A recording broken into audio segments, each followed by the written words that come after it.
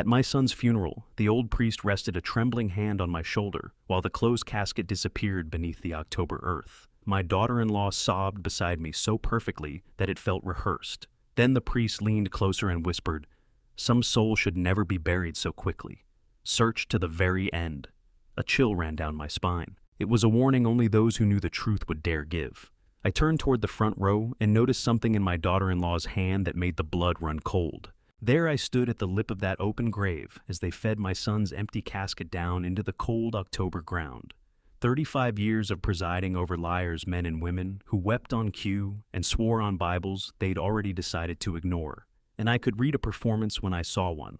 The woman beside me, shaking with grief, was putting on exactly that. Gerald Whitfield, 62 years old, former Chief Justice of the Philadelphia Federal Criminal Court, 2 months out of the robe, and here I was, laying my only son in the ground, or pretending to.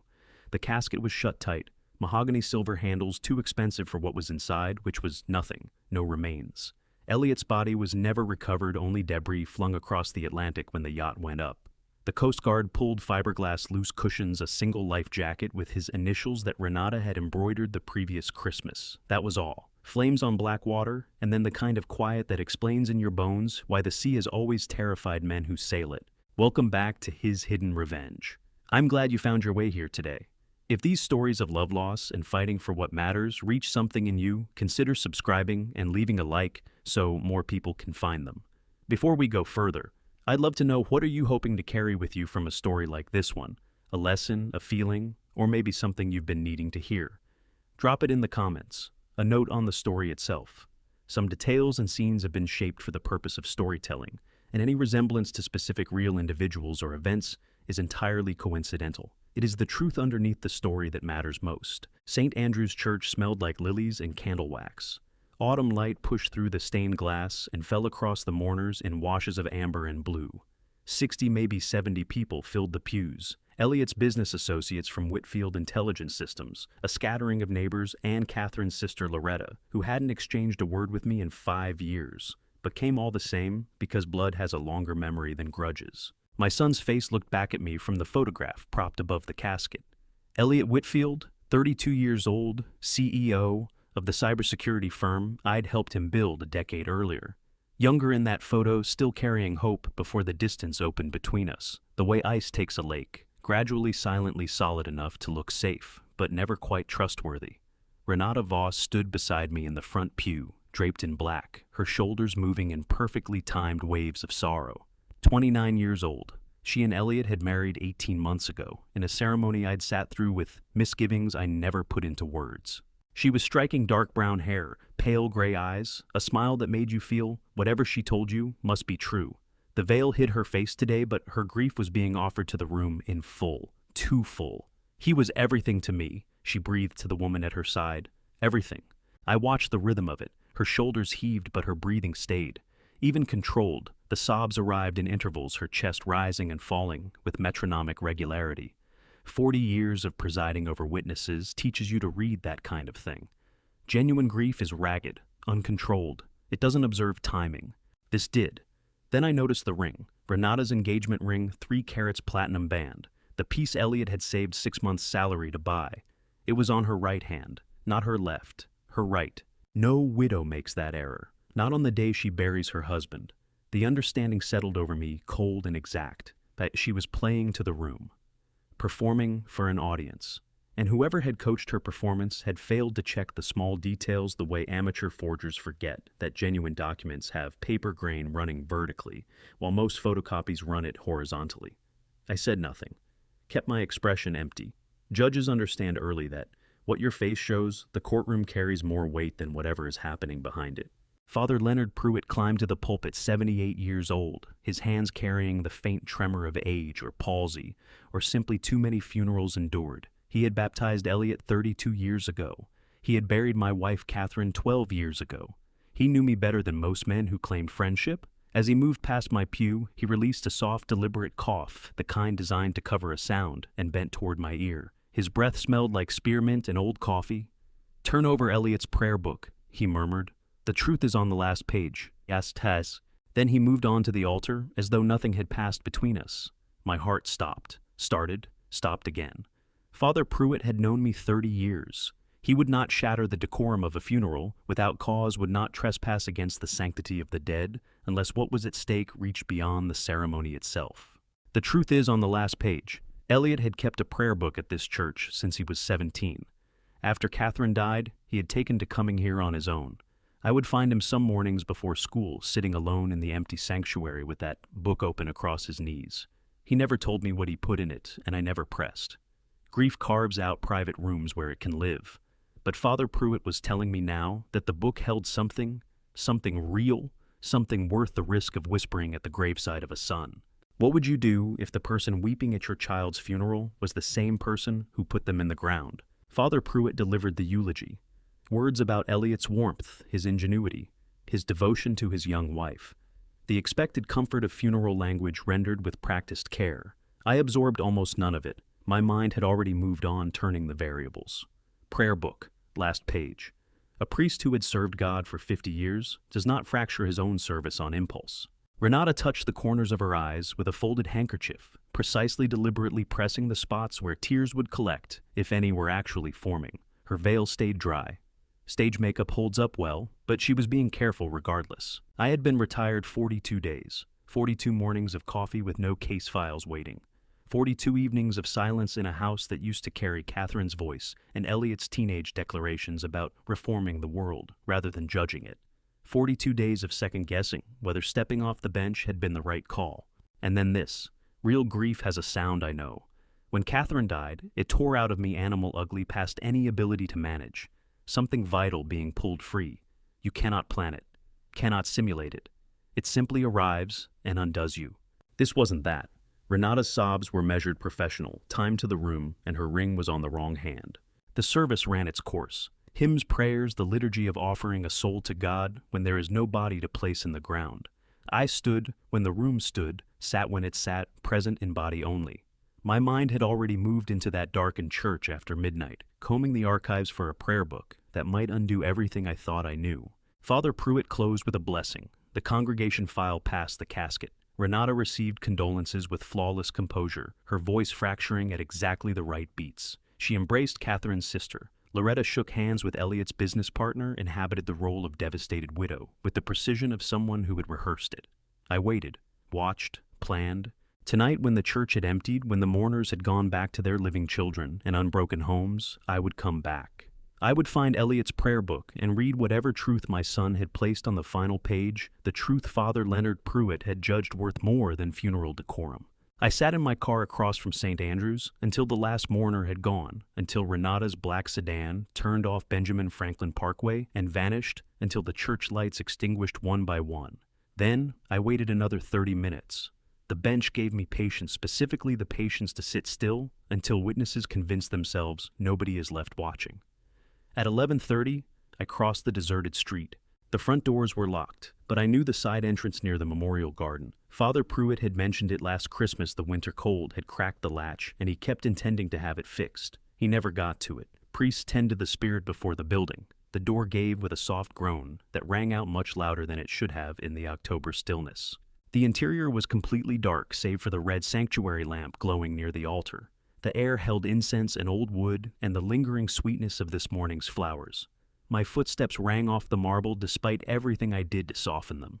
I used my phone light to thread a path past the pews through the sacristy, with its vestment cabinets and brass crucifix, and into the narrow doorway that opened onto the archives. Most of the congregation had no idea this room was here, but I had been coming to St. Andrews for 40 years. I knew where things were kept both figuratively and otherwise.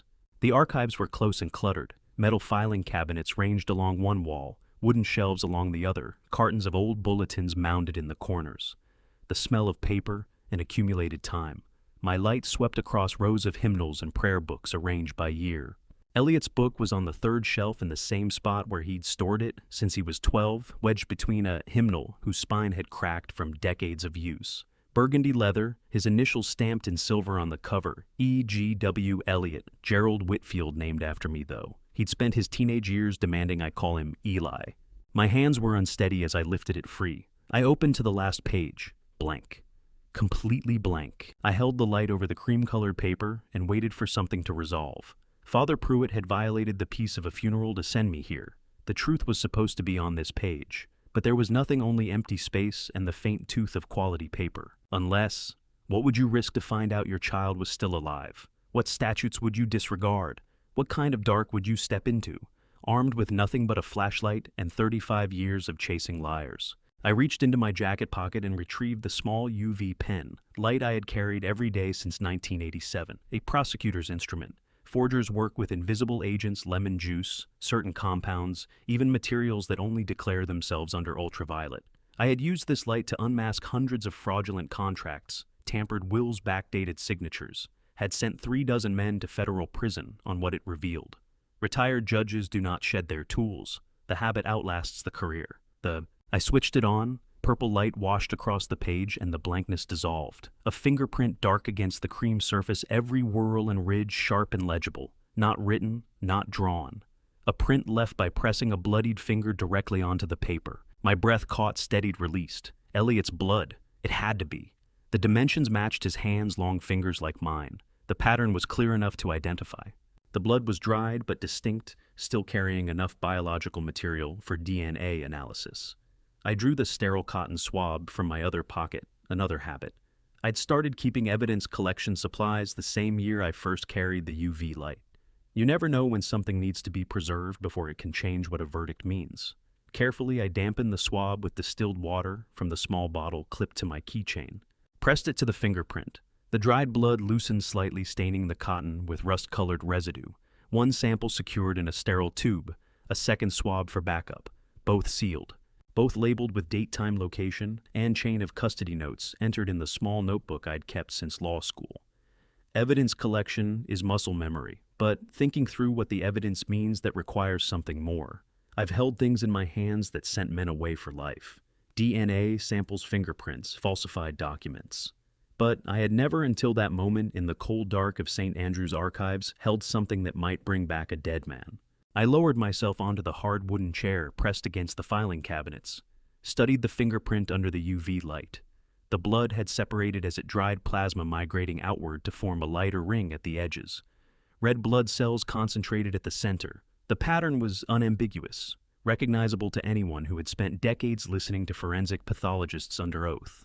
Postmortem blood does not behave this way. A stopped heart does not push anything. Dead tissue generates no plasma separation. This blood came from living tissue, from a heart that was still beating. I had absorbed enough expert testimony to understand coagulation timing. Blood begins to clot within minutes of hitting air. The separation pattern I was looking at, plasma ring, around a denser center, requires at least 3 hours to form, sometimes longer. The Coast Guard report placed the yacht explosion at 2 in the afternoon. I had read it 4 times before the funeral, committing the details to memory the way I once committed case law. 2 p.m. Witnesses on shore reported flames. Debris across a quarter-mile of Atlantic water. If this blood had coagulated for 3 hours, it was deposited no earlier than 5 p.m. 3 hours after they told me my son was dead. My mind moved through the possibilities with prosecutorial order. Postmortem blood transfer ruled out by the plasma pattern. Contamination unlikely inside a sealed prayer book. Planted evidence possible, but by whom and toward what end? Or the simplest answer, the one that tightened my chest and set my hands trembling. Elliot was alive at 5 p.m., alive and bleeding, alive and conscious enough to press his finger to this page, alive when they told me he was gone. I sat in that dark archive room for 20 minutes, holding the prayer book, working through every scenario. Elliot had survived the explosion somehow, reached shore or been pulled from the water, injured, bleeding, aware enough to come here to leave this for me.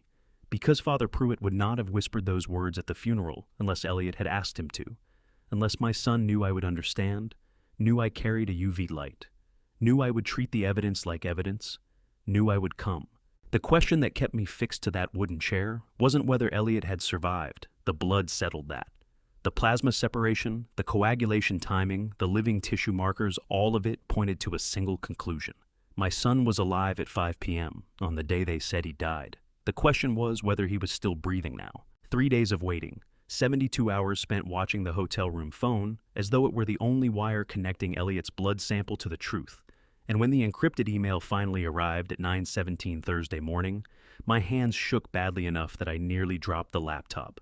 I had been staying at the Rittenhouse Square Hotel since the funeral, Going back to the house in Bryn Mawr was impossible, too. Saturated with Elliot at every age in every room before Renata entered the picture. The hotel was anonymous, stripped of everything personal, a place where I could wait without memory looking over my shoulder. The lab had guaranteed 72 hours. I'd paid triple the standard rate for priority processing and complete discretion. Bioforensics Bryn Mawr, a small independent firm run by a forensic pathologist I'd called as an expert witness in a murder trial 15 years earlier. She owed me nothing, but she understood chain of custody and grasped without needing it, explained why a retired judge might require answers that bypassed official channels. I opened the email with fingers that felt barely attached to my hands. The subject line, case number BCF-2022-1047, results encrypted. I entered the decryption key I had long since committed to memory. The document came up. First page chain of custody documentation. Sample received October 24th, 2022 at 0600 hours. Collected by client from non-sterile environment, stored in provided sterile tube, maintained at room temperature for approximately 8 hours before submission. Analysis commenced 0630, same day. Second page, DNA analysis. DNA match confirmed. I read it aloud to the empty room. Subject, Elliot Gerald Whitfield. Probability 99.97%. My son's blood. No ambiguity, no margin worth arguing. But the section that followed made everything tighten. Third page coagulation analysis and temporal markers. The language was dense plasmas, fibrinogen levels, red blood cell sedimentation, patterns clotting, cascade completion. Stages, but I had sat through enough pathology testimony to understand what the conclusion said. Sample characteristics inconsistent with postmortem blood deposition, the report declared in bold. Plasma separation patterns and clotting markers indicate blood was from a living subject at time of transfer to substrate. Based on coagulation completion and plasma ring formation, estimated time between blood exposure to air and deposition on substrate minimum 3.5 hours.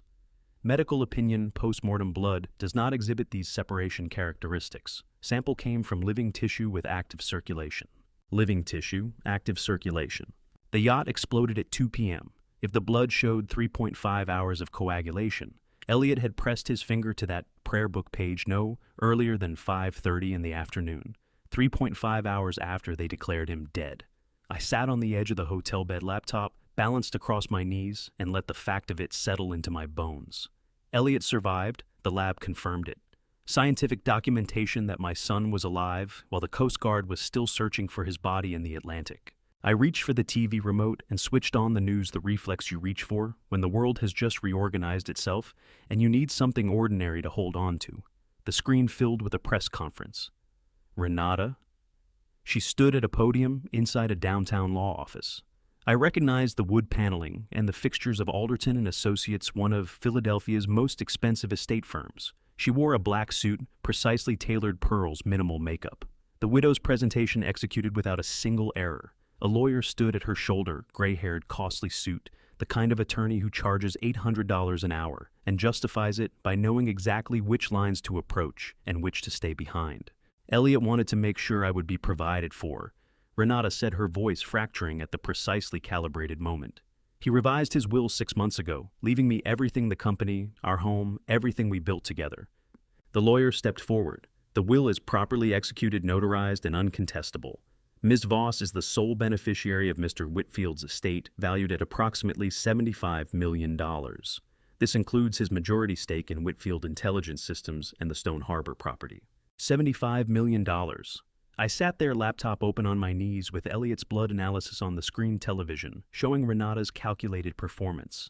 6 months ago, the same window as the insurance policy increases I'd overheard mentioned at the funeral. She had been building toward this. The reporters asked questions. Renata fielded each one with calibrated grief, enough tears to read, as real enough steadiness to read, as strength.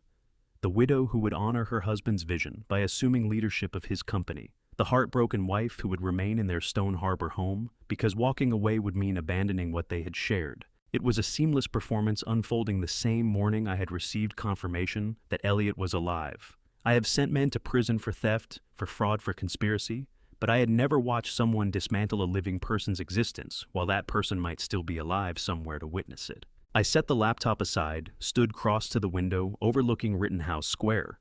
October light across brick facades, people moving to work, carrying coffee, living inside, ordinary days, where sons stay dead when they are buried.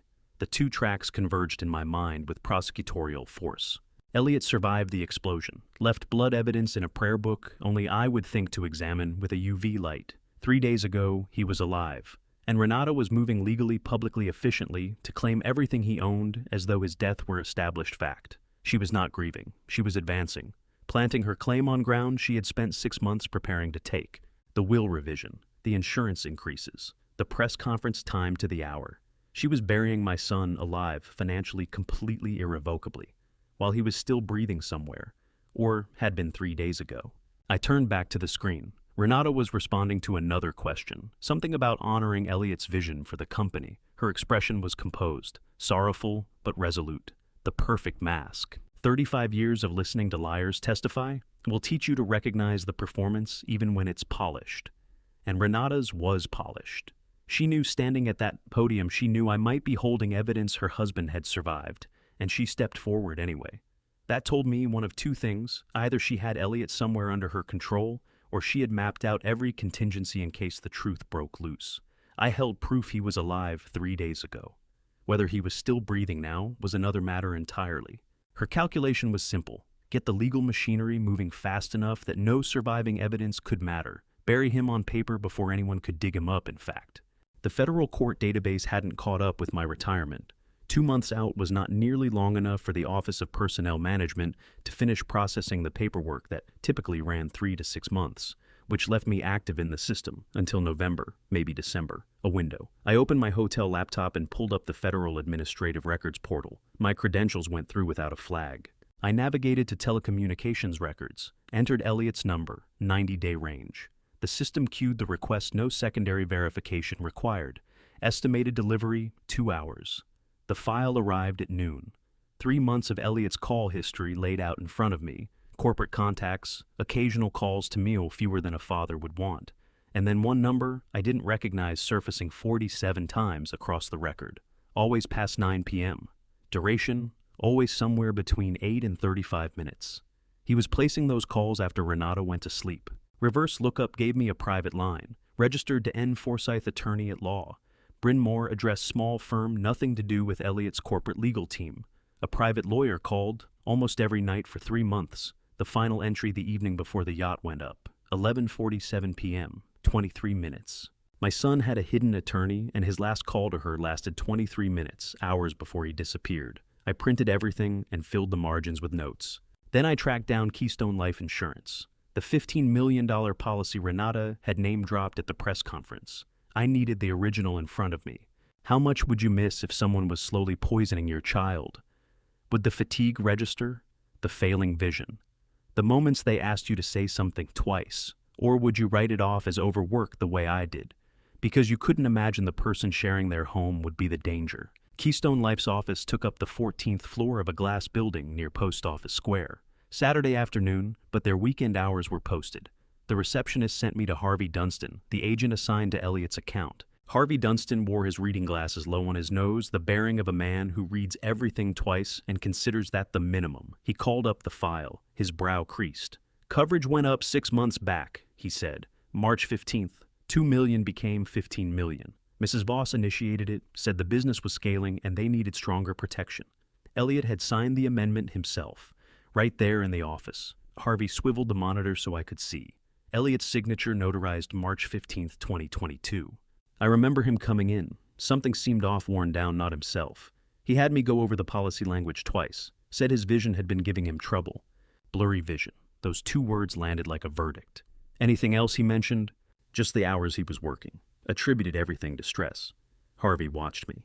Is there a problem with the coverage?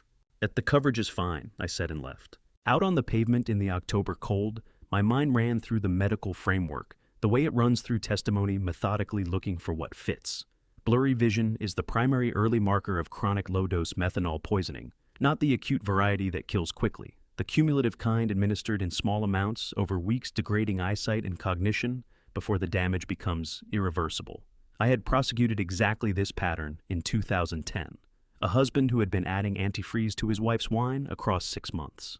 She reported blurred vision, headaches, dizziness. Physicians kept landing on stress. By the time anyone examined the right hypothesis, her optic nerves were destroyed. Calculated dosing. Enough to compromise, not enough to alarm. Renata had run the same playbook. I have built cases around premeditated murder, hired killings, insurance schemes, fabricated accidents. But watching someone administer poison across half a year while steering the victim's hand toward documents that would transfer everything to her, that was a different species of crime. 6 months ago in March, Elliot's vision had started failing badly enough that he couldn't read standard policy text without assistance. And rather than consulting a physician, he accepted the story she was feeding him: stress fatigue, long hours.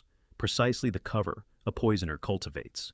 She had kept the doses low enough to impair his judgment, enough for him to sign the insurance amendment, enough for the will revision, while keeping him functional enough to avoid a doctor's office. Methanol in his food, his drinks delivered patiently and consistently. The yacht was not where Elliot's murder began. It was where it was meant to end. The whole machinery had been running since the day Renata persuaded him to increase his life insurance by $13 million. March was when it started. By September, he was calling a private attorney 47 times. A 23-minute conversation the night before, he vanished. He had pieced it together, understood what was happening to him, and had begun building his own response. I searched for N. Forsyth, attorney at law, on my phone. Bryn Mawr College Avenue, small office, estate planning and family law, Monday through Friday. I looked at my watch. 3 p.m. Saturday, 2 days before the door would open. But the shape of it was already clear. Elliot had discovered what his wife was doing to him, and rather than calling me, rather than walking into a police station, he had retained a private attorney and called her 47 times, which meant a plan structured, deliberate, supported by evidence. Whatever he had built, it began with that 23-minute call on the last night before the Atlantic took his boat. The office was exactly the kind of address a careful person chooses when they don't want to be traced. Second floor walk-up above a used bookstore on Bryn Mawr College Avenue, a nameplate no bigger than a business card. I knocked at 4:30 Saturday afternoon. The door came open almost at once. She was 51, carrying the composed bearing of a lawyer whose whole reputation rested on confidentiality built over years in that Bryn Mawr office. She looked at me. "Mr. Whitfield, I'm deeply sorry for what you're going through, but I cannot speak to anything involving Elliot's case. Privilege survives the client. Privilege doesn't hold against a direct legal heir requesting disclosure in an estate matter where no competing interest exists," I said. Something shifted in her face. "You practice law?" "A former Chief Justice, Philadelphia Federal Criminal Court. 2 months off the bench." She moved aside. "Come in." Small room, stacked desk cabinet along the back wall, 2 chairs facing each other, law volumes covering one side, floor to ceiling. The kind of office that says I am not here to impress you. I took the chair across from her. She stayed on her feet. "Privilege survives death," she said. Swidler and Berlin versus United States, 1997. "It survives, but it yields to a direct heir in an estate matter when no competing claimant with standing exists," I answered. "Elliot is declared dead. I am his only surviving parent and heir. Ms. Voss's claim is actively contested. There is no competing party with standing. The privilege yields." Nadine Forsyth sat slowly. She reached into her desk and produced a manila folder. "He rang me 47 times over 90 days, she said, her voice dropping. "Never before 9 at night. Always once she was asleep. He was frightened of her. Walk me through all of it." She opened the folder. First contact was July. He was looking for divorce representation handled quietly. Over the next 3 months, he laid out what he'd found. His wife had been extracting data, proprietary AI algorithm valuations, belonging to Whitfield Intelligence Systems, and selling it to an unnamed buyer. Elliot had traced encrypted messages, offshore wire transfers. The theft had been running for at least a year. My hands closed into fists. He'd known. He'd been gathering it all. He intended to file for divorce and refer the matter to federal authorities in the same move, both actions simultaneous, so she had no room to maneuver. "Do you know your children well enough to find what they've hidden? Well enough to solve a message they never finished writing? When did you see him last?" "Thursday, 2 days before the yacht. He came in person and handed me a USB drive. Financial records communications intercepts everything documenting the theft." "Where is it now?" "Not here. He said it was too exposed with me. If Renata obtained a court order for attorney files, it would surface. He kept the original in a secure location. The copy he brought was backup in case she searched him on the boat. Which location? A hotel room, paid in cash under a name that wasn't his. He told no one. My chest compressed. Which hotel? He didn't say. A beat of silence. His exact words were, "If I haven't made contact within 72 hours, take this to the person I trust most." She looked at me steadily. I asked him who that was. He said, "They'll know where to find it." That was the last time I saw him. I held her gaze. "He gave you no address?" "No," he said if he told anyone Renata could track it down, but the right person would already know. The years had put distance between us, Sunday dinners giving way to quarterly earnings, summaries, fishing trips dissolved into conference schedules. But somewhere beneath a decade of that drift, Elliot believed I still knew him. Bet his life on it. The person I trust most. Based on everything he'd shared about his childhood, his relationship with his father, Nadine's voice was quiet. "I believe he meant you." My throat locked. Elliot had concealed evidence somewhere in Philadelphia. Hotel room, false name. One clue. The person he trusted most would locate it. No address, no hotel name, no room number. Only trust. Did he tell you anything else about where it was? Only that it was safe, that no one would find it without understanding who he was. She leaned forward. "Mr. Whitfield, I've practiced law for 15 years. I've had clients conceal evidence, engineer disappearances, chart escape plans. But I've never watched someone design a puzzle quite like this. He was certain you'd solve it." I got to my feet. The evidence would expose Renata's theft. According to Elliot, it proved everything: data exfiltration, offshore accounts, communications with whoever she was selling, to federal espionage charges if the buyer proved to be foreign. Enough to put her away for 20 years. And if Elliot was still alive, that same evidence explained why he'd needed to vanish. Nadine's expression shifted. "You think he survived?" "I have proof he survived the explosion. Whether he's still alive at this moment is what I don't know." I moved toward the door. "Thank you, Ms. Forsyth." She rose. "Find that hotel room. Whatever Elliot left there is the center of all of this." I nodded and walked out. Dusk was settling across Bryn Mawr. Students moved past with their bags and books, the completely ordinary texture of an evening. But somewhere in Philadelphia, a hotel room reserved under a borrowed name was holding everything my son had managed to document. And he had trusted me to find it on nothing more than the fact that I knew him or had once. 10 years of skipped birthdays, fishing trips that never happened. Phone calls clipped to 6 minutes because a brief was waiting. And still Elliot had believed the distance hadn't erased the knowledge. I had to hope he was right. The hotel search would have to wait, though.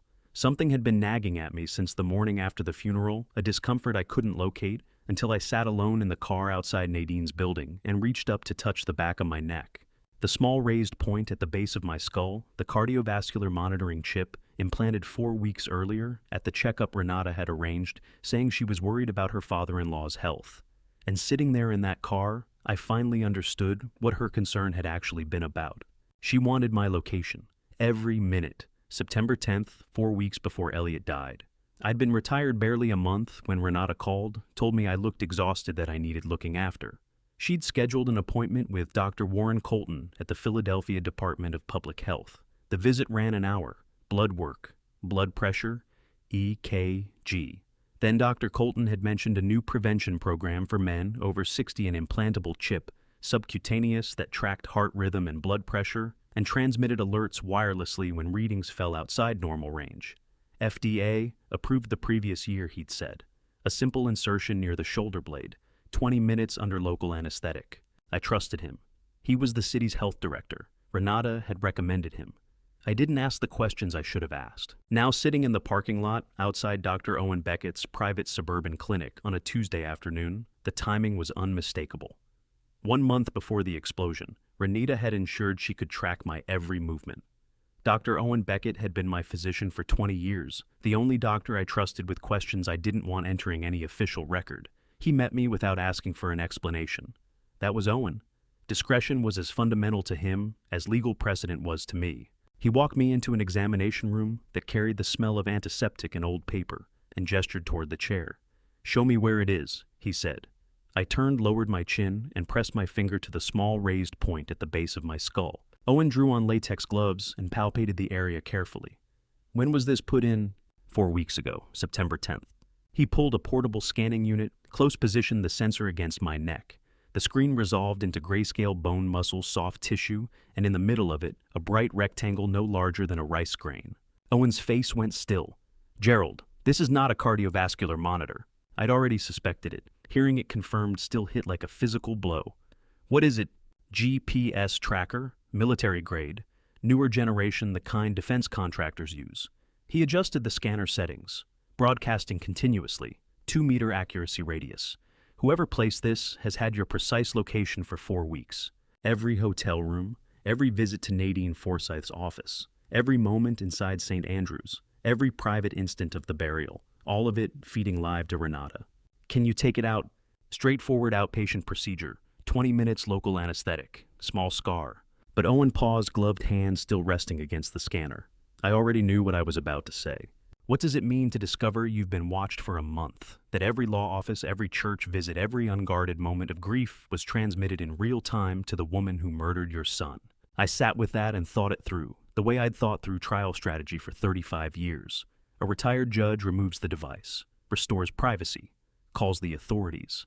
But a man investigating his son's murder keeps it exactly where it is. If I had it removed, Renata would know I'd found it. She'd shift tactics, destroy evidence, and if Elliot was still breathing somewhere, she might not leave him that way much longer. Confidence, on the other hand, makes people careless. If she believed she still held the surveillance, if she thought she was still watching me, she'd stay predictable. "Leave it in," I said. Owen stared at me. "Gerald, this is active surveillance. This is..." "Can you install a remote cutoff? Something that lets me decide when it broadcasts and when it goes dark." "Ondi de spin, babern." Silence. He set the scanner down slowly. "You want to control it. If it comes out, she knows I found it. If it stays active, she believes she's still in command. But if I can manage the signal, silence it, when I need to move, freely activate it, when I want her watching, then I stop being the target." Owen held that for 10 seconds. Then, "I have something that might serve. Bioelectric signal disruptor. We use it to test pacemaker interference. Small unit, reprogrammable. I can configure it to block the GPS transmission when triggered." "How do I operate it?" "Remote trigger. I'll disguise it as a transdermal pain patch, the kind people use for arthritis. Press it over the implant site. There's a small button worked into the edge. 1 press signal stops. 2 presses broadcast resumes. Battery life, around 6 months. Do it."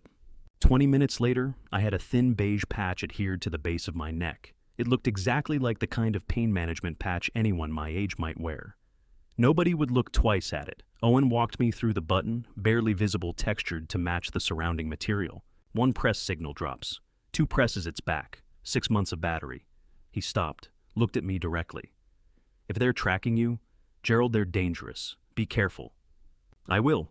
For 4 weeks I had been the quarry monitored, mapped, predictable. But predators make one consistent error. They assume the prey stays prey. They never anticipate the moment the rabbit stops running and turns around. I thanked Owen, walked out of the clinic and into the autumn afternoon. Ordinary Tuesday. People walking dogs, carrying groceries, living in a world where daughters-in-law don't plant trackers before arranging their sons' deaths. I got into the car, pressed the button once. Felt nothing, heard nothing, but somewhere inside whatever system Renata was using to monitor me, my position went static. The signal stopped. As far as she could tell, I was still inside Owen's clinic. I pressed it twice. The broadcast resumed. From this point forward, I decided what she saw. And if she believed she was watching me while I moved freely, I could direct her precisely where I needed her to be. The prey had become the hunter. The text arrived at 8:47 p.m. No caller ID. 3 words that hadn't been spoken between 2 people in 30 years. Old bench, old bar, 9 p.m. A code known to exactly 2 people on Earth, and I was one of them. I looked at the name on the screen. Conrad Farley. We had built that code in 1992, my first year as a federal prosecutor, while working a Russian organized crime case alongside a young CIA analyst who understood covert communication in ways law school had never approached. The Volkov case. 23 months, 16 indictments, 3 convictions. Conrad and I had developed the protocol for emergency contact, a way to reach each other outside official channels if either of us ever needed it badly enough. He had never used it, until tonight. I checked the patch on my neck, still broadcasting. As far as Renata's system was concerned, I was sitting in my hotel room. I slipped out through the service exit. Hannigan's was the kind of harbor bar that carried the scent of whiskey and low blues from a corner jukebox that had seen better, decades a place built for conversations no one wanted documented. Dim light, the weight of decades. The back booth was already taken when I pushed through the door at 9 p.m. Sharp. Conrad Farley, 58 years old, lean and hard in the way of a man who still covered 5 miles before sunrise, sat with his spine against the wall and his gaze fixed on the entrance. 30 years of making problems vanish for the government will do that to a man. I'd known him since he was a 28-year-old CIA analyst, walking me through Russian mafia money flows. Now he was something else entirely. Something senior. Something that existed nowhere on any organizational chart. He pushed a glass of whiskey toward me as I settled in. Didn't ask what I wanted. He still remembered.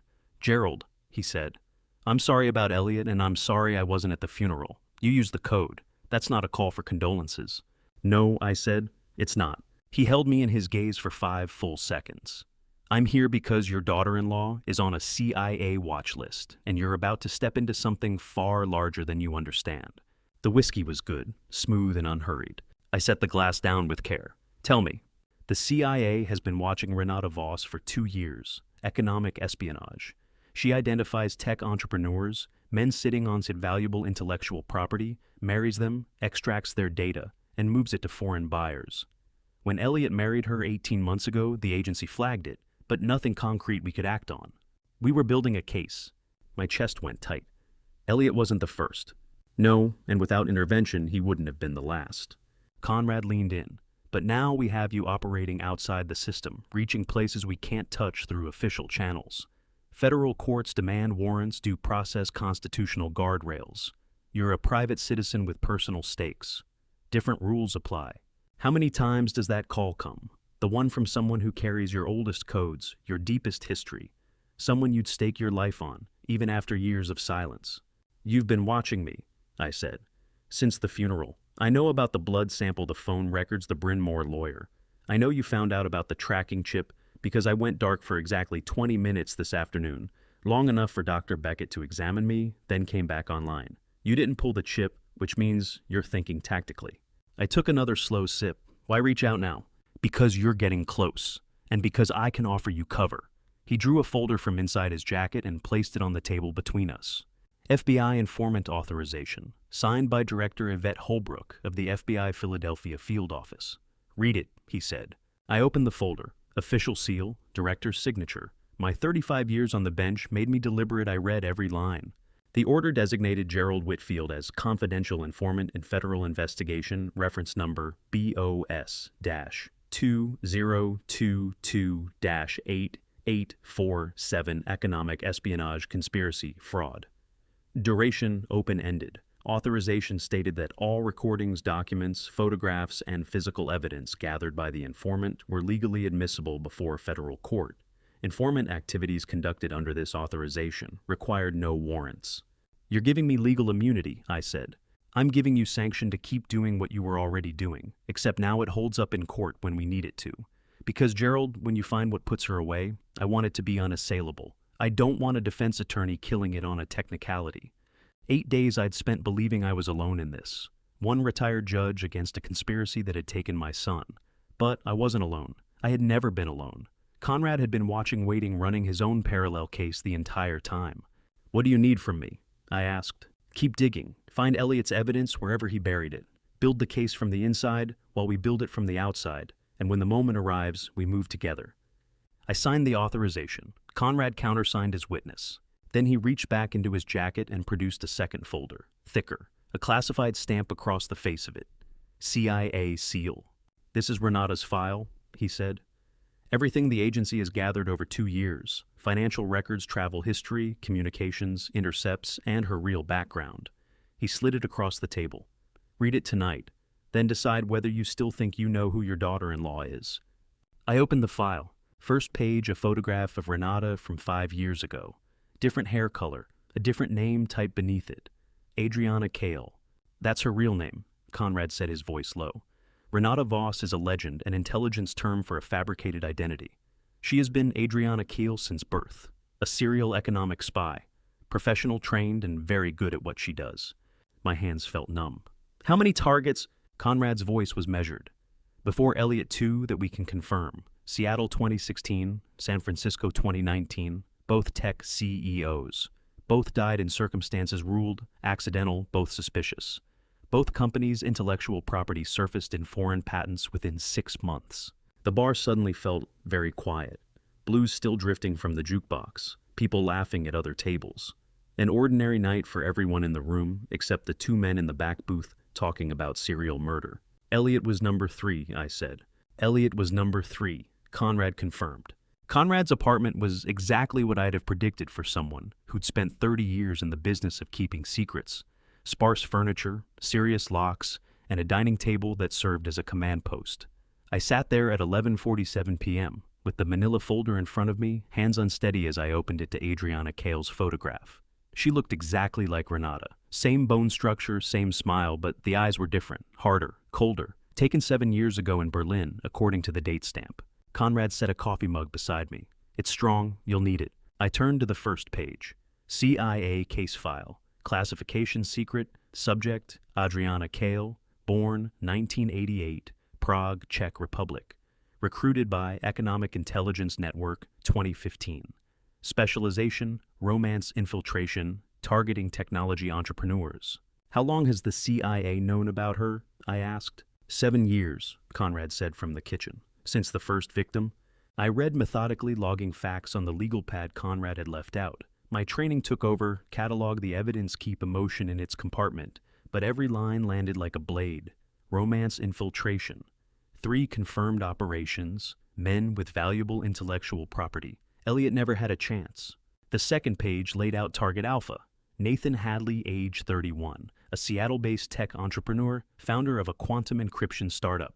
He met Adriana Kale in March 2016 at a West Coast tech summit. She was operating under the name Adriana Kale. They married 8 months later. 3 months after the wedding, Nathan vanished on a solo hiking trip in the Cascades. Body never recovered. The search ran 2 weeks before it was suspended. His company's quantum encryption code appeared in Chinese patents 6 months later. I studied Nathan's photograph. Young man, early 30s, dark hair, athletic. He could have been Elliot's brother. He looks like Elliot, I said. Conrad sat across from me. That's her type. Young, brilliant, trusting. She works from a profile. Worked, I corrected. Past tense. She had a profile. I turned the page. An intercepted communication dated August 2016. Encrypted message from Adriana to her handler, Target Alpha, isolated from support network. Asset extraction, timeline 90 days post-marriage. Package will be delivered as specified. The clinical precision of it turned my blood cold. My son was never a person to her, just an asset, a target, a package to be delivered. What does it mean to learn your child was hunted, not chosen at random, not unlucky? Hunted by professionals who studied him, built a profile around him, engineered a trap designed specifically for who he was. Target Beta followed the same blueprint. Brandon Pratt, age 34, San Francisco biotech CEO. He met Adriana at a charity gala in January 2019. She used the name Adriana Kale, barely changed at that time. They married 7 months later. 4 months after the wedding, Brandon drowned during a couple's vacation to Catalina Island. Body recovered. Death ruled accidental, strong currents, no witnesses, tragic timing. His company's gene therapy research materialized in European patents within the year. I made myself look at the crime scene photographs. Brandon Pratt's body on a beach covered by a tarp. Police reports. Coroner's findings. Everything arranged to point toward accident, but I knew better. 2 victims, 2 accidents, 2 sets of stolen intellectual property. I said. The body was recovered. There was evidence. There was a body, Conrad said quietly. The evidence pointed exactly where she needed it to point. She'd done this twice without a stumble until Elliot. I turned to page 15. The revelation hit like something physical. Adriana Kale had operated under 6 separate identities across 11 countries over 7 years. The CIA had tracked her movements, documented her operations, assembled a case file 200 pages thick, and never once had enough to arrest or extradite her. A sophisticated intelligence network kept her permanently 1 step ahead of international law enforcement. She wasn't simply a criminal, she was a professional with institutional backing. Nathan Hadley's sister tried to warn him, Conrad said. Brandon Pratt's business partner did the same. Neither man listened until it was too late. But I got to Elliot in time, I said quietly. The operational analysis section turned my stomach. Adriana Kale's handler had flagged Elliot's company's AI algorithms as a high-value target back in January 2022. and assigned her to him specifically. The March Tech Summit where she crossed paths with Elliot was no coincidence. She had been placed there deliberately to make contact. The file held a timeline 2 full months of research before their first meeting, his business profile, his personal history, his relationship with me. Every smile scripted, every intimate moment engineered. Elliot didn't fall in love. He was the subject of an intelligence operation. I closed the file, sat in silence for 30 seconds, then opened it again to the timeline page. Conrad refilled my coffee without a word. She studied him for 2 months before they ever spoke, I said. It's what she does. She's very good at it. A pause. The other two, Hadley and Pratt, did they have people trying to warn them? Hadley's sister tried, Pratt's business partner. Neither man listened until it was too late. Something clarified in my mind then. The FBI informant authorization Conrad had handed me wasn't only about legal immunity. It was about having an inside witness who could actually testify. Adriana had escaped justice twice because dead men leave no testimony and vanished men leave even less. But Elliot had survived and I had evidence. I turned to the final page. A handler communication dated October 2022, 1 week before the yacht explosion. Target Charlie asset extraction complete. New assignment confirmed. Target Delta. Austin, Texas. Preliminary surveillance begun. Subject profile attached. My hands went numb. There's a 4th target, I said. Conrad nodded, jaw set. She'd already been lining up her next victim while she was still married to Elliot. I closed the file and looked at him. The clock on the wall read 12:03 a.m., day 10. Elliot isn't the first, I said, voice steady now with prosecutorial certainty. And if I'm not fast enough, he won't be the last. Conrad gestured toward the file. Then we'd better find that USB drive. Right now, Elliot's testimony and your evidence are the only thing standing between her and another victim. I checked my watch. Must past midnight. A new day already. Somewhere in Austin, Texas, another person was being researched and profiled and lined up in someone's crosshairs. I had a hotel room to search, a USB drive to find, and a serial killer to stop. The hotel was Elliot's test, his final puzzle. And at 1:15 in the morning, standing in the Bayfront Hotel lobby while Conrad held up FBI credentials for the night manager, I finally understood the answer. Felix Aldrich, the night manager, middle-aged with the kind of nervous bearing that comes from too many late-night requests, pulled up the reservation and ran his eyes over the screen. His hands trembled faintly as he slid the keycard across the desk. Room 507, he said. Mr. Corey was very specific. No maid service, no calls forwarded. 6 months prepaid cash. Then my chest tightened. Nathan Corey. Yes, sir. He consulted the screen. Checked in September 28th. Paid through March. I glanced at Conrad. Nathan Corey, my middle name, and my mother's maiden name. Conrad's expression shifted into something close to respect. He left you a trail only you could follow, he said. We rode the elevator to the 5th floor. The corridor was still and dim, the carpet absorbing our footsteps. Room 507 sat at the far end, facing away from the street. The key card beeped. The lock released. We went in. The room was bare. Bed made perfectly flat, sheets tucked in precise right angles. Nothing on the nightstand or the desk. Closet empty, the kind of room that gave no sign of ever having been used. But Elliot had been here. I could feel it. Conrad drew out his phone and began photographing everything. Walls, furniture, bathroom, each angle logged. I worked the room methodically. Drawers, closet, bathroom, cabinets. Nothing. The mattress. I knelt at the bedside, lifted the corner, and ran my hand along the underside. At the center I found a sealed manila envelope taped to the box spring. I pulled it free. A C in Elliot's handwriting on the front. My hands shook. He knew how to hide evidence, Conrad said quietly. I taught him that. I looked up. When did you teach my son tradecraft? When he called me 3 weeks ago and said he needed help, that his wife was dangerous, that he'd uncovered something but couldn't go to the police, he didn't know who to trust. Conrad moved closer. I gave him the basics, how to conceal documents, how to move without being followed, how to leave evidence that would hold if he didn't. 3 weeks. Elliot had known for 3 weeks and said nothing to me because Adriana was watching. I sat on the edge of the bed and opened the envelope. Inside, a USB drive smaller than my thumb and a handwritten letter on Elliot's company letterhead. I looked at my son's handwriting and understood he had been protecting me with his silence. I read aloud, my voice breaking on the first line. Dad, if you're reading this, I'm sorry I didn't tell you sooner. The USB contains everything. Financial transfers, communications, her real schedule. I couldn't risk telling you directly. She watches everything. Trust Conrad. He's the only other person who knows. I love you, Eli. The date is September 28th, 2 days before the yacht explosion. He knew, I whispered. For weeks he knew, and he couldn't tell me. Conrad put a hand on my shoulder. He protected you the only way he could, kept you out of it until he had proof. I passed Conrad the USB. He produced a laptop from his bag, the kind with encryption and security layers I had no frame of reference for, and plugged in the drive. A password prompt appeared. Hint where we scattered Mom's ashes. My throat closed. September 2018. The worst day of my life before this one. Catherine's funeral. Elliot and I had driven to Cape May Harbor at dawn. The following morning stood at the lighthouse where she'd loved to paint and scattered her ashes into the Atlantic as the sun came up. Ekispor, Cape May Harbor, I said, where we scattered Catherine's ashes after the funeral. Conrad typed it in. The screen flickered. Password accepted. The drive opened. Folders cascaded into view. Offshore accounts, communications log, Adriana's real schedule, previous victims' research. Gerald, Conrad said quietly, there are hundreds of files here. I moved beside him and stared at the screen. How many nights had Elliot lain alone in this anonymous room, piecing together the truth about the woman sleeping in his bed?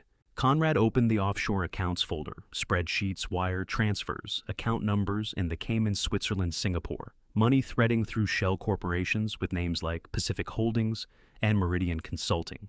Millions of dollars.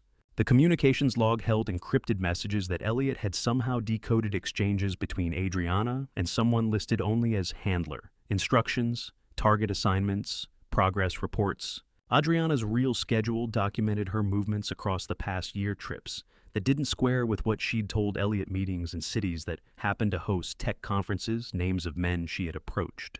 He was building a case, I said. My son was building a case against his own wife. Conrad opened the previous victims' research folder. I went still. Nathan Hadley, Seattle 2016, documented. Brandon Pratt, San Francisco 2019, documented, but there were more. Thomas Bradford, Portland 2014. James Sullivan, Philadelphia 2013.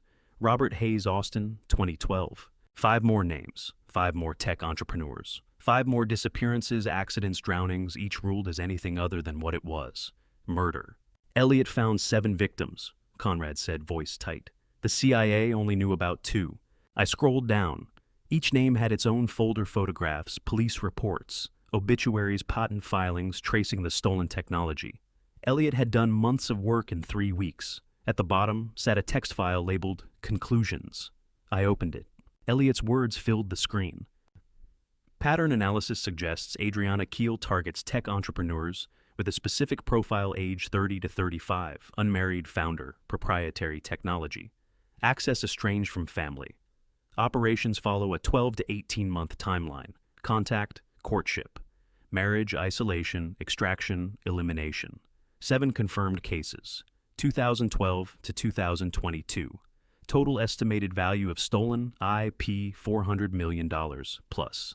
Handler identity unknown, but communication patterns suggest U.S.-based coordination.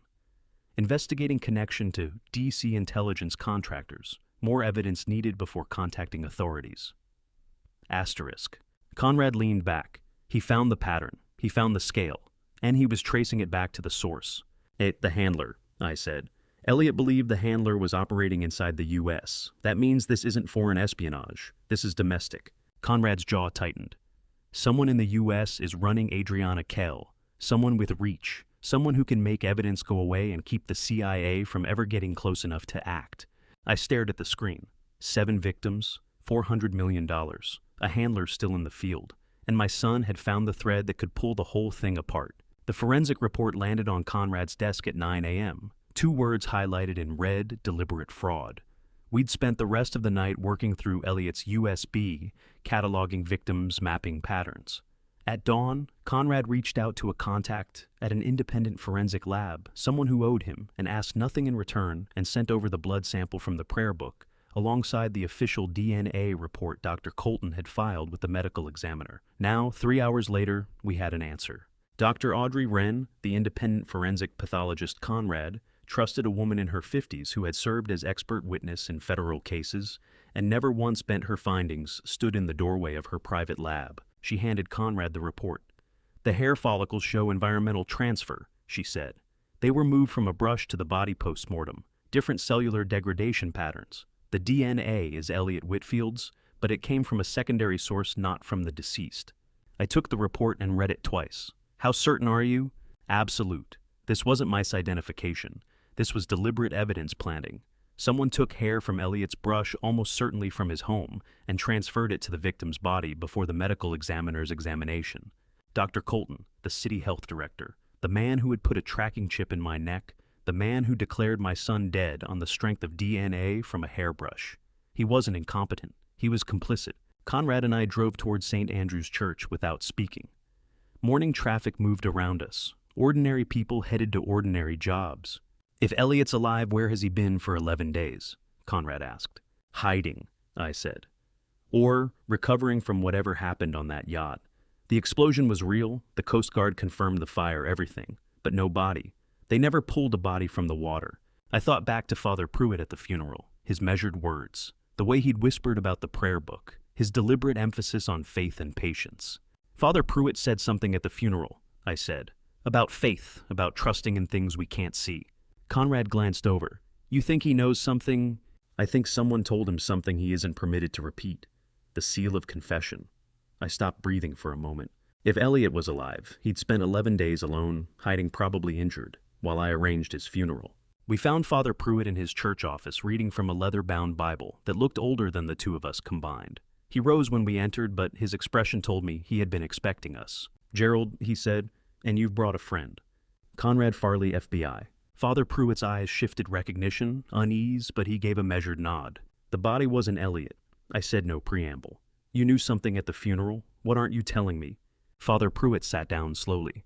Gerald, I'm bound by sacred vows. The seal of confession is absolute. I'm not asking you to break it. I'm asking you to help me find my son. Silence. Father Pruitt held my gaze for a long moment.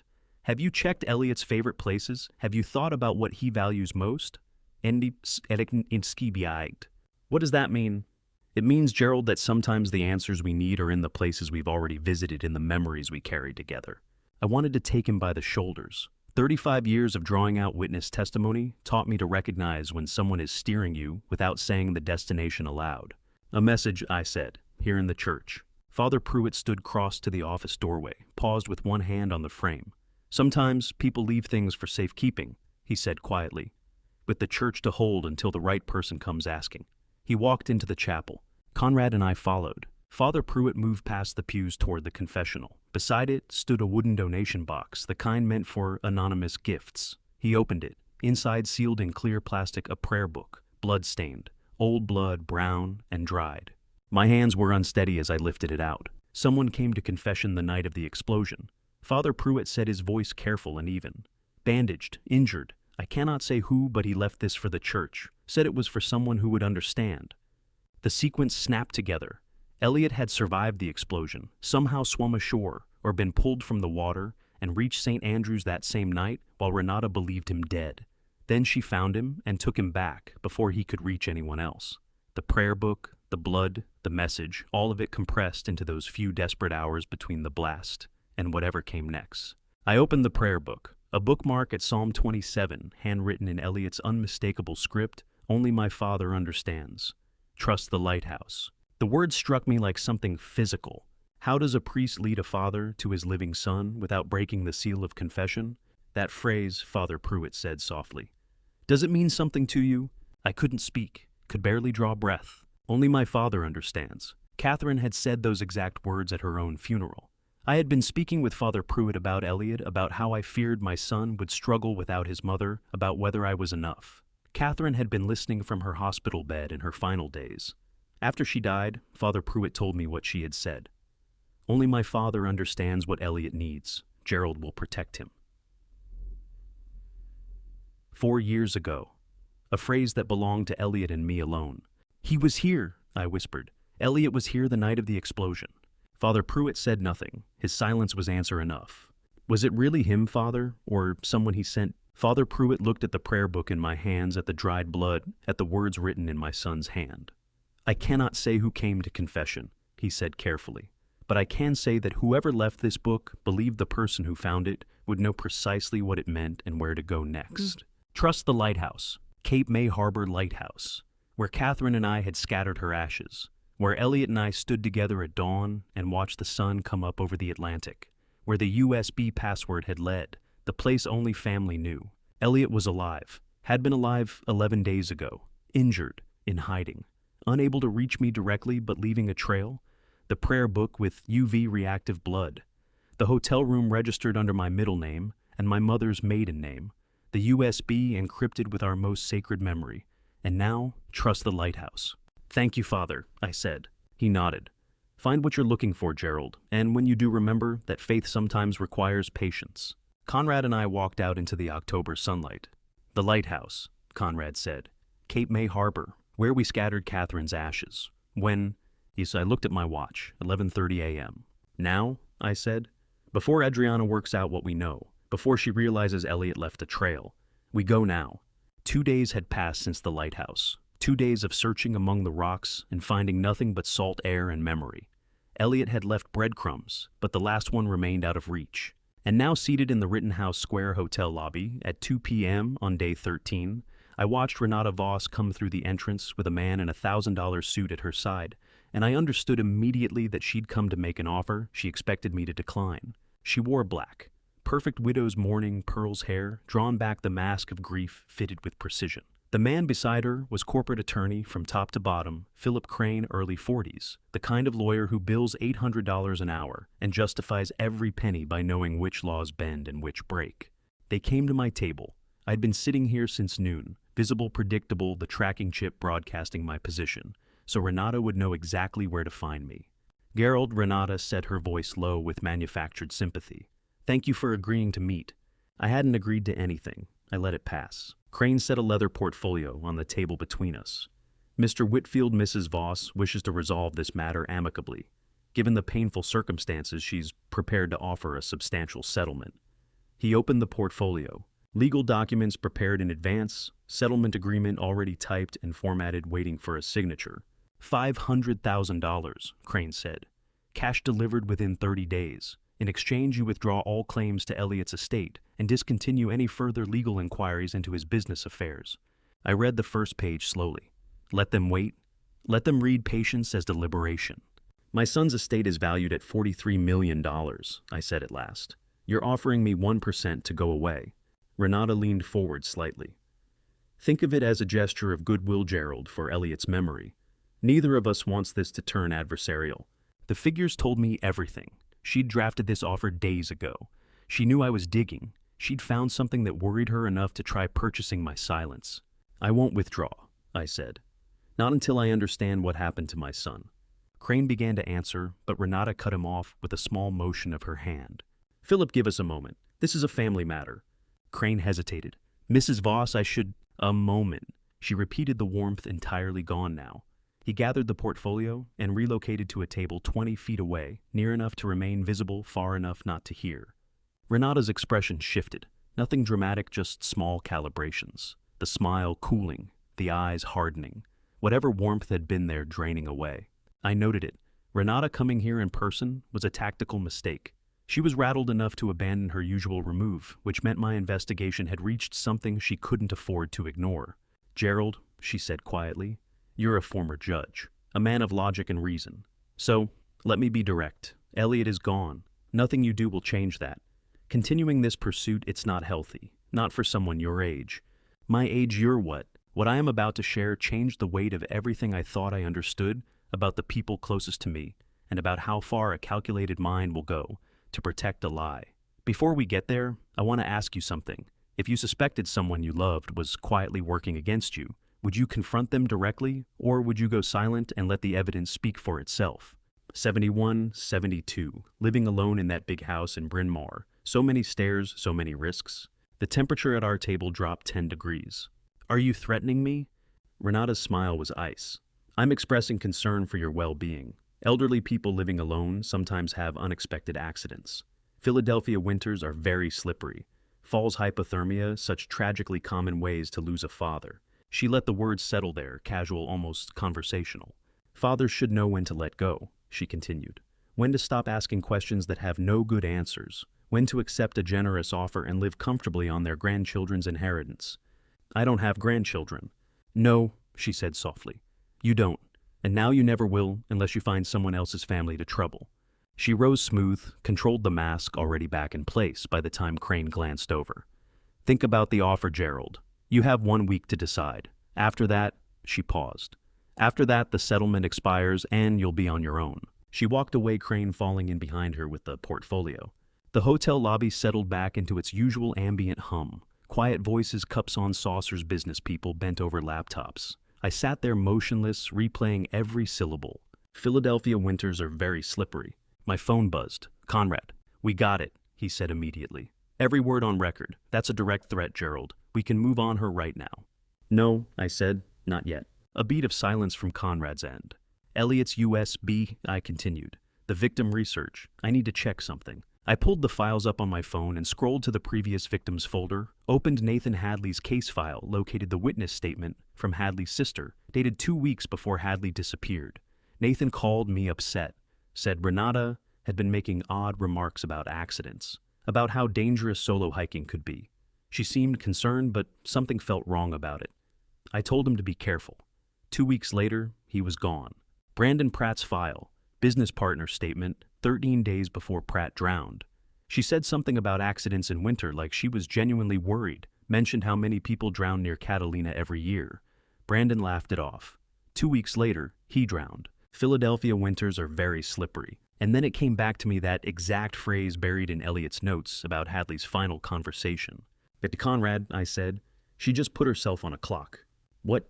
It's her pattern. She issues a warning, first veiled threats dressed up as concern. Then, 2 weeks later, an accident. Hadley got warned about hiking. 2 weeks later, gone.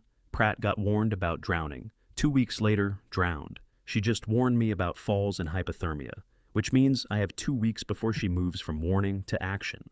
Conrad was quiet for 5 full seconds. We need to accelerate. If she suspects Elliot might still be alive, she'll either run or she'll make sure there's no witness left to put her away. I looked at the settlement papers still spread on the table. $500,000 to disappear, 1 week to accept. But I had no intention of accepting, and Renata knew it, which meant the clock was running on both my investigation and my life. The credit card statement line read, MedFreeze Industrial Supply, $47,800. My hand went still over the page. Nobody buys that kind of equipment for a beach house. Day 14, Conrad's FBI field office in Philadelphia. Fluorescent lights buzzing above us, documents spread across the metal desk, like exhibits at a crime scene. We had been working through the financial records from Elliot's USB drive for 6 hours, and every transaction told the same story. Renata Voss had been preparing this for months. All MedFreeze supplies hospitals and morgues, Conrad said, pulling up the company's website on his laptop. Why would she need industrial medical cooling? I traced the delivery address with my finger. Stone Harbor Villa, 3 months before the explosion. She was preparing. Preparing for what? Conrad's eyes met mine. To store a body, or to keep someone alive. The question hung between us like smoke. Medical-grade refrigeration equipment, the kind used for life support cooling and trauma centers. Pull the utility records, I said. Equipment like that will show up in the power draw. Conrad typed for several minutes, his security clearance pushing through doors that would have taken me weeks to open. When the electricity consumption graph appeared on screen, he went very still. Gerald, look at this. The Stone Harbor Villa's power usage had tripled 3 months ago. Not a spike, a sustained climb held constant. Running around the clock. That's consistent with high-capacity refrigeration, running 24/7, Conrad said quietly. Something she can't afford to shut down. My throat tightened. What else? He pulled delivery records, cross-referencing the villa address against grocery and supply services. Weekly orders, always the same pattern. He highlighted several items, vegetarian, gluten-free, organic berries, every week. I stared at those 3 details and felt my chest constrict. Those are Elliot's dietary restrictions. I know, you mentioned it when we first met. He's kept to them since college, a digestive condition. My voice sounded remote to my own ears. Someone was feeding him. He was alive, and she was keeping him there. Conrad's hand on my shoulder was the only thing anchoring me. Hope and horror arriving in the same breath, the same weight. My son was alive. My son was being held captive by the woman he had married. We worked through the night and into day 15. By 2 p.m., Conrad had pulled property records for the Stone Harbor Villa and laid them across his desk, comparing building permits against the original blueprints. Look at this permit date, he said. 6 months ago, January 2022. I leaned in. Underground renovation permit, contractor receipts for soundproofing materials, reinforced door installation, a separate HVAC system. But the original villa blueprints showed no basement. That's before Elliot even proposed. Exactly. Conrad's jaw was set hard. He proposed in March, wedding in June. She built this in January. She built a chamber to hold him before they were even engaged. The words tasted like ash. This was not a crime of opportunity. She had planned it from the beginning. Conrad nodded slowly. The entire relationship was designed to end with him in that room from the day she first met him. By day 16 morning, Conrad had consolidated everything into a single map.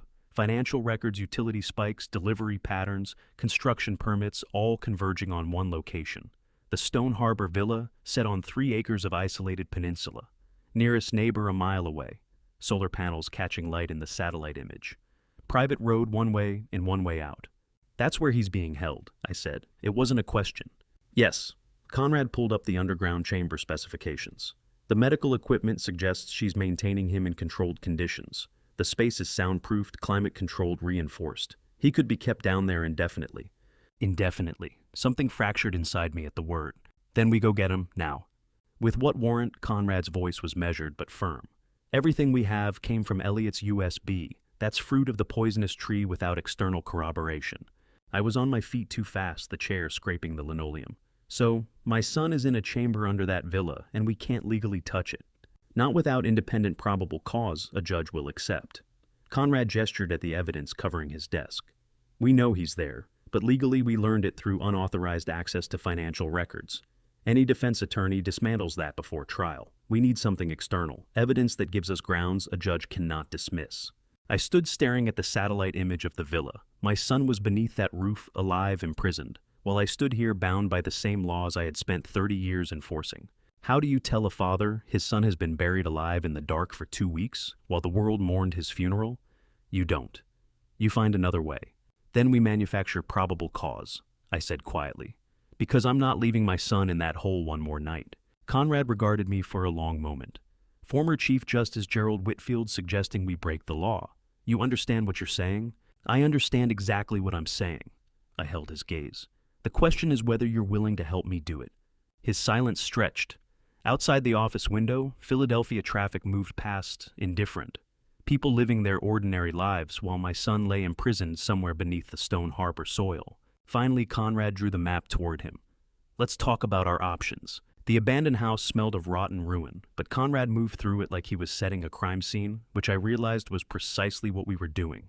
Day 17, 6 p.m., a suburb outside Philadelphia. A neighborhood where foreclosures outnumbered occupied houses. Conrad had selected this particular property with care, a 2-story colonial windows boarded yard gone to weeds. Private enough for what we intended. Visible enough that Renata wouldn't suspect a setup.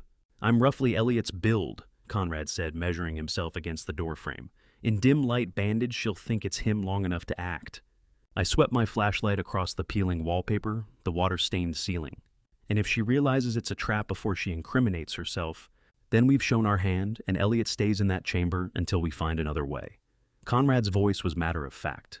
But we won't get a second chance. If she knows how close we are, she disappears. I crossed to the window and looked through a gap in the boards. The street sat empty and still broken, only by the distant murmur of traffic. That she's too sharp to just walk in here because someone tips her off. Agreed. Conrad opened a laptop. Elliot's laptop recovered from the yacht wreckage, but she can't ignore this. He pulled up a screen. Financial access codes to the company accounts. If she believes Elliot is alive and has these, she'll have to move. It's not enough. I turned from the window. She'll sense the trap. We need her to believe Elliot got out on his own. No FBI involvement, nothing organized. Conrad studied me. What are you thinking? She's been tracking me. The chip from my car. We use it.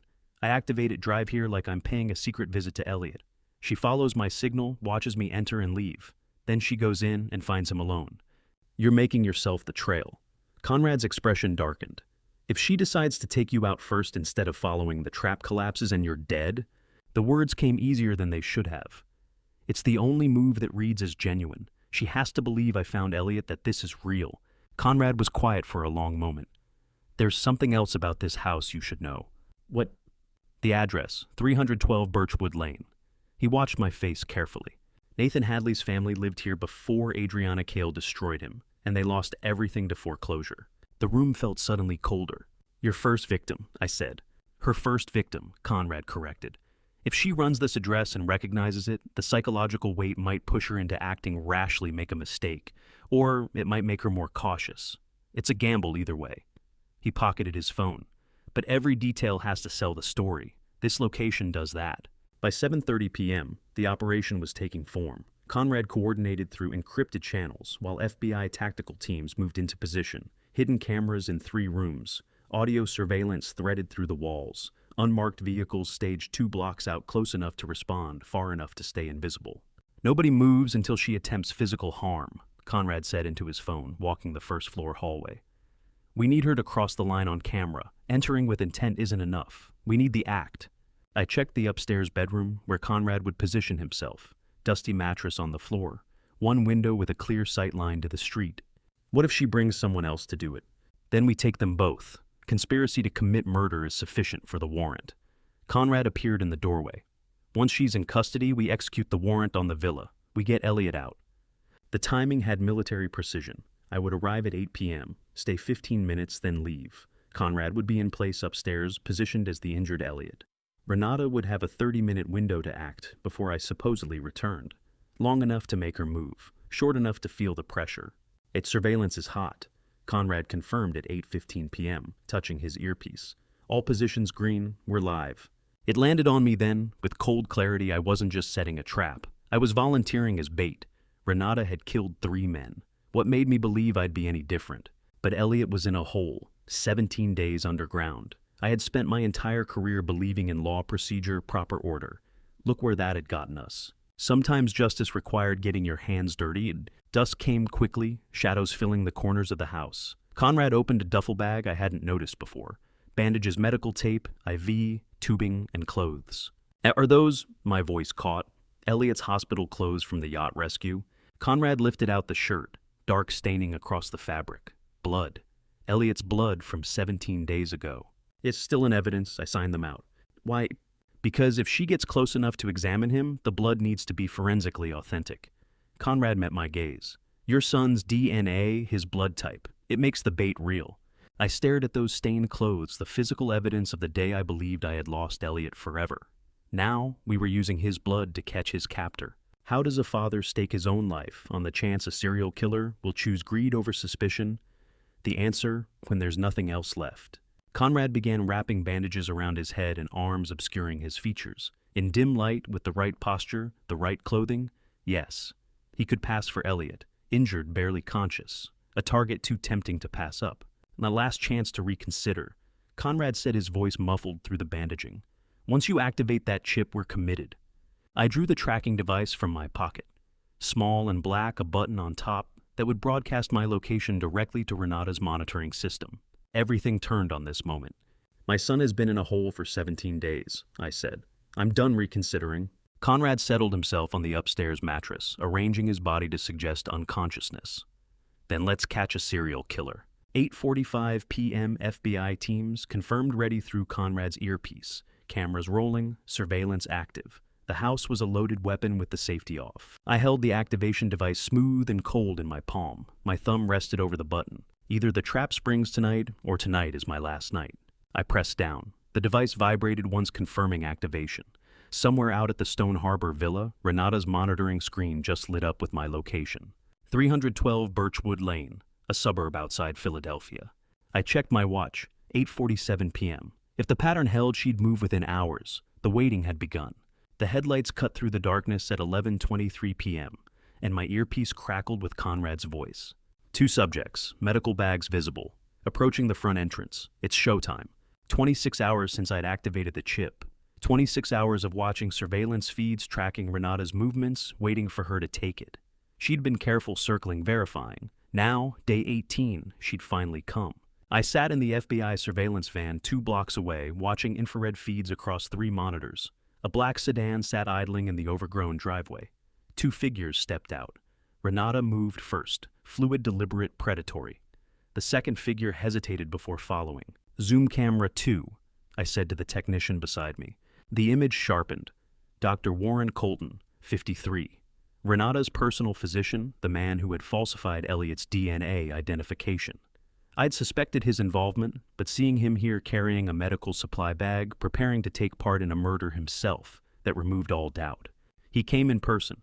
I said something cold settling in my chest, not just complicit, an active participant. Conrad's voice came through the comms. I can see syringe cases through the night vision, at least 3 separate injections prepared. Copy, the FBI tactical commander said from the front of the van. All units hold position. We need them to cross the line on camera. Renata reached the front door while Dr. Colton scanned their surroundings, his eyes nervous on the empty street. She picked the lock in 12 seconds professional-grade precision, and they slipped inside. The camera feed switched to interior infrared. I watched them move through the ground floor, Renata leading Dr. Colton close behind. She pointed toward the stairs. They began climbing.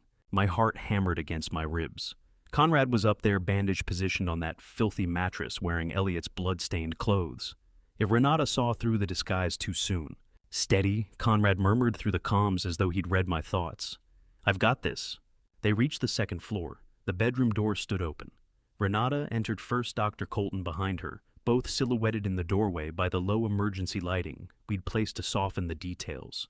Renata approached the mattress, drew something from her bag. The syringe caught the light, clear liquid enough to kill.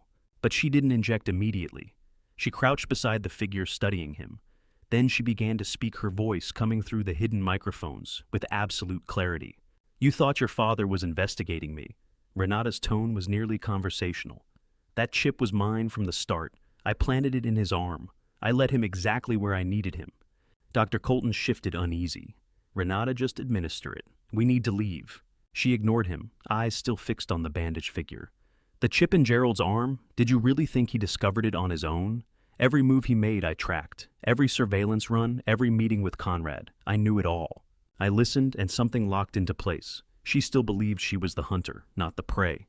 Standing inside our trap, she was certain she had won. Your father led us straight to you, Elliot. Renata raised the syringe toward Conrad's exposed arm. How perfect. He thought he was investigating me while I was using him to find you. And now, you both.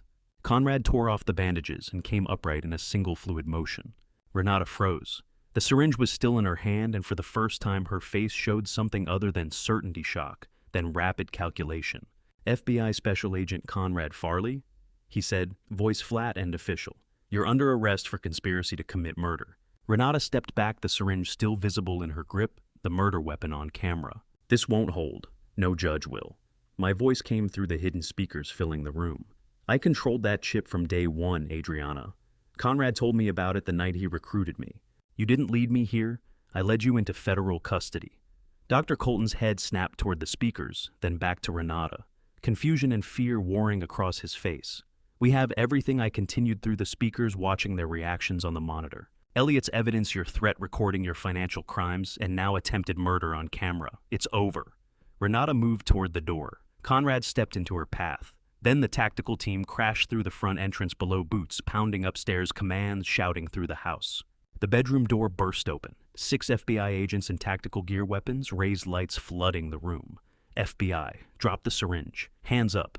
Dr. Colton dropped his medical bag instantly, hands shooting skyward, his face drained of all color. Renata held one beat longer before letting the syringe fall, raising her gloved hands in a slow, deliberate arc. Gloved hands. I caught it on the monitor before Dr. Colton did. Renata was wearing latex gloves. Dr. Colton's hands were bare. Agents swarmed them. Handcuffs clicked shut on both. Evidence bags appeared, swallowing the syringes, the medical supplies. One agent picked up the syringe Renata had dropped, photographed it in place. I left the van and walked the 2 blocks to the house on legs that felt barely attached to my body. By the time I stepped inside, both of them were restrained in the bedroom, agents reading rights. Renata Voss. Warren Colton, you are under arrest for conspiracy to commit murder, fraud, and industrial espionage.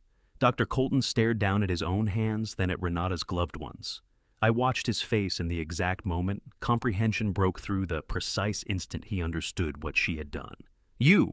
His voice cracked apart. You wore gloves. My prints are on everything. Renata's expression didn't shift. Cold. Calculated. You were always the fall guy, Warren. You just didn't know it yet. Dr. Colton's face buckled. Not simply the shock of being caught, it was the deeper wound, the realization that she had been arranging his sacrifice from the very beginning. "He's only now seeing it," I said quietly to Conrad. "She set him up to take the fall from day one." Conrad gave a slow nod. "Predators don't have partners, only prey." Two agents steered Renata toward the stairs. Two more took Dr. Colton, who moved like a man walking through water. I turned to Conrad.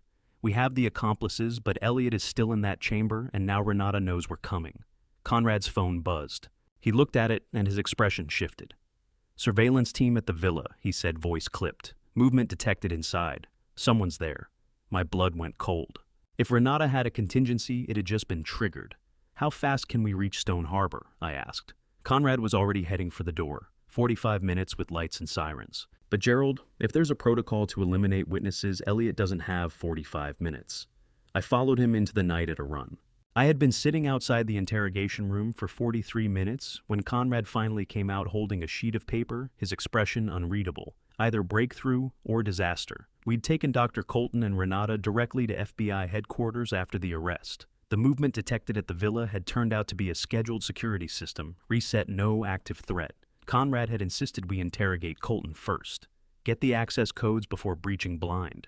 So, I had waited in that hallway on a plastic chair while my son remained in that underground chamber. Conrad pulled the interrogation room door shut behind him. He broke completely. Gave us everything codes, account security overrides. I got to my feet. Why now? Why turn on her? Conrad handed me the paper, a printed photograph, an airline ticket. Philadelphia to Geneva. One-way departing October 25th. Business class, single passenger, Renata Voss. He'd found it in her bag during the drive to the house, Conrad said. Geneva. One ticket. She had been leaving him to face everything alone. I stared at that ticket. October 25th was 6 days from now, after Elliot died in that chamber, after Dr. Colton took the fall for the murder. Renata would have slipped away to Switzerland with her stolen millions. She had planned to abandon him from the start, just like she abandoned every other accomplice, I said. Conrad took the photo back. That's what broke him? Not the arrest, not the evidence. The knowledge that he had never been her partner, just another instrument she intended to discard. The bitter irony wasn't lost on me. Adriana Keel's own pattern of betrayal, the thing that had made her so dangerous for so long, was ultimately what saved Elliot's life. If she had offered Dr. Colton even a performance of loyalty, he might have said nothing. Instead, she had packed her bag and bought a one-way ticket, same as she'd done with all the others. What did he give you? I asked. Seller access codes, security system override timeline. Conrad's voice was steady, clinical. Elliot had been held for 18 days. Medical equipment keeping him alive. Temperature-controlled environment, IV nutrition. Dr. Colton had visited twice to monitor his condition. 18 days underground, alone. When do we go? I asked. Now. Hostage rescue team is mobilizing. By 6 p.m., day 19, I stood in the FBI Tactical Operations Center, watching a team map the assault. Charts of the Stone Harbor Villa covered the walls. Satellite imagery floor plans, Dr. Colton's hand-drawn layout of the underground chamber. The HRT commander, a woman named Commander Nina Galvez, 42-15 years in tactical operations, walked through the approach vector helicopter insertion at 3 a.m. Disable security using Colton's override codes. Breach through main entrance. Locate chamber access behind the wine cellar's false wall. Medical team, standing by for hypothermia, malnutrition, psychological trauma. 18 days in an underground chamber. What does that do to a person? Entry sequence, Commander Galvez continued. HRT goes in first, medical team second. Family members remain in the helicopter until the scene is secured. No, I said. Every head in the room turned toward me. That is my son. In that hole, I said. I'm not waiting in a helicopter. Mr. Whitfield, I've waited 18 days. I'm going through that door. Conrad started to object, but something in my face stopped him short. We held each other's gaze for a long moment. Then he turned to Commander Galvez. He follows behind me, Conrad said. Under my direct supervision. He follows my orders exactly. No heroics. I nodded, agreed. Day 20. 3 a.m. The helicopter cut through darkness over the Atlantic rotors pounding in my chest. Below the Stone Harbor private island came into view 3 acres of isolated peninsula villa. Lights off, everything dark and still. We had been airborne 23 minutes. I spent that time studying Dr. Colton's chamber. Layout reinforced steel door medical equipment, 1 hospital bed, 1 prisoner, one son. 18 days, I said to Conrad over the headset. What condition will he be in? The medical equipment suggests she kept him alive, intentionally, Conrad said. Hold on to that.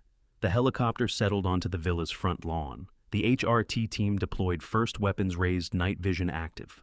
Conrad and I followed with the medical team. The house looked deserted. Windows dark, no movement, no sound, but the wind off the water. Commander Galvez approached the security panel beside the front door, entered Dr. Colton's override code, 8 digits. The panel's red light went green. Security system disabled, she said into her comms. No movement inside. Proceeding to basement level. We moved through the villa in tactical formation. Expensive furniture draped in dust covers. Kitchen untouched. Everything preserved like a tomb. The wine cellar door stood open at the back of the house. Down stone steps, the temperature dropping with each one. The wine cellar itself, rows of empty racks, bottles removed or never stocked. A facade. Commander Galvez's team worked the back wall. Here, one agent said, finding the seam of a false panel. They pulled it away. Behind it, a concrete corridor, LED emergency lighting, and at the far end, a reinforced steel door with a keypad. My heart was hammering hard enough that I was sure everyone around me could hear it. Conrad stepped forward, unfolding the paper with Dr. Colton's access code. 649217, he said, entering each digit. Here we go. The keypad beeped. The lock mechanism clicked. Air pressure hissed. The door had been sealed. It swung open slowly and cold air poured out. Maybe 45 degrees. I could see my own breath. Cold, I said. Why is it so cold? Temperature regulation, Conrad said. To keep him alive. Gerald, do you hear that? I listened beneath the hum of the medical equipment, beneath the rush of moving air breathing. The steel door opened like a crypt unsealing itself.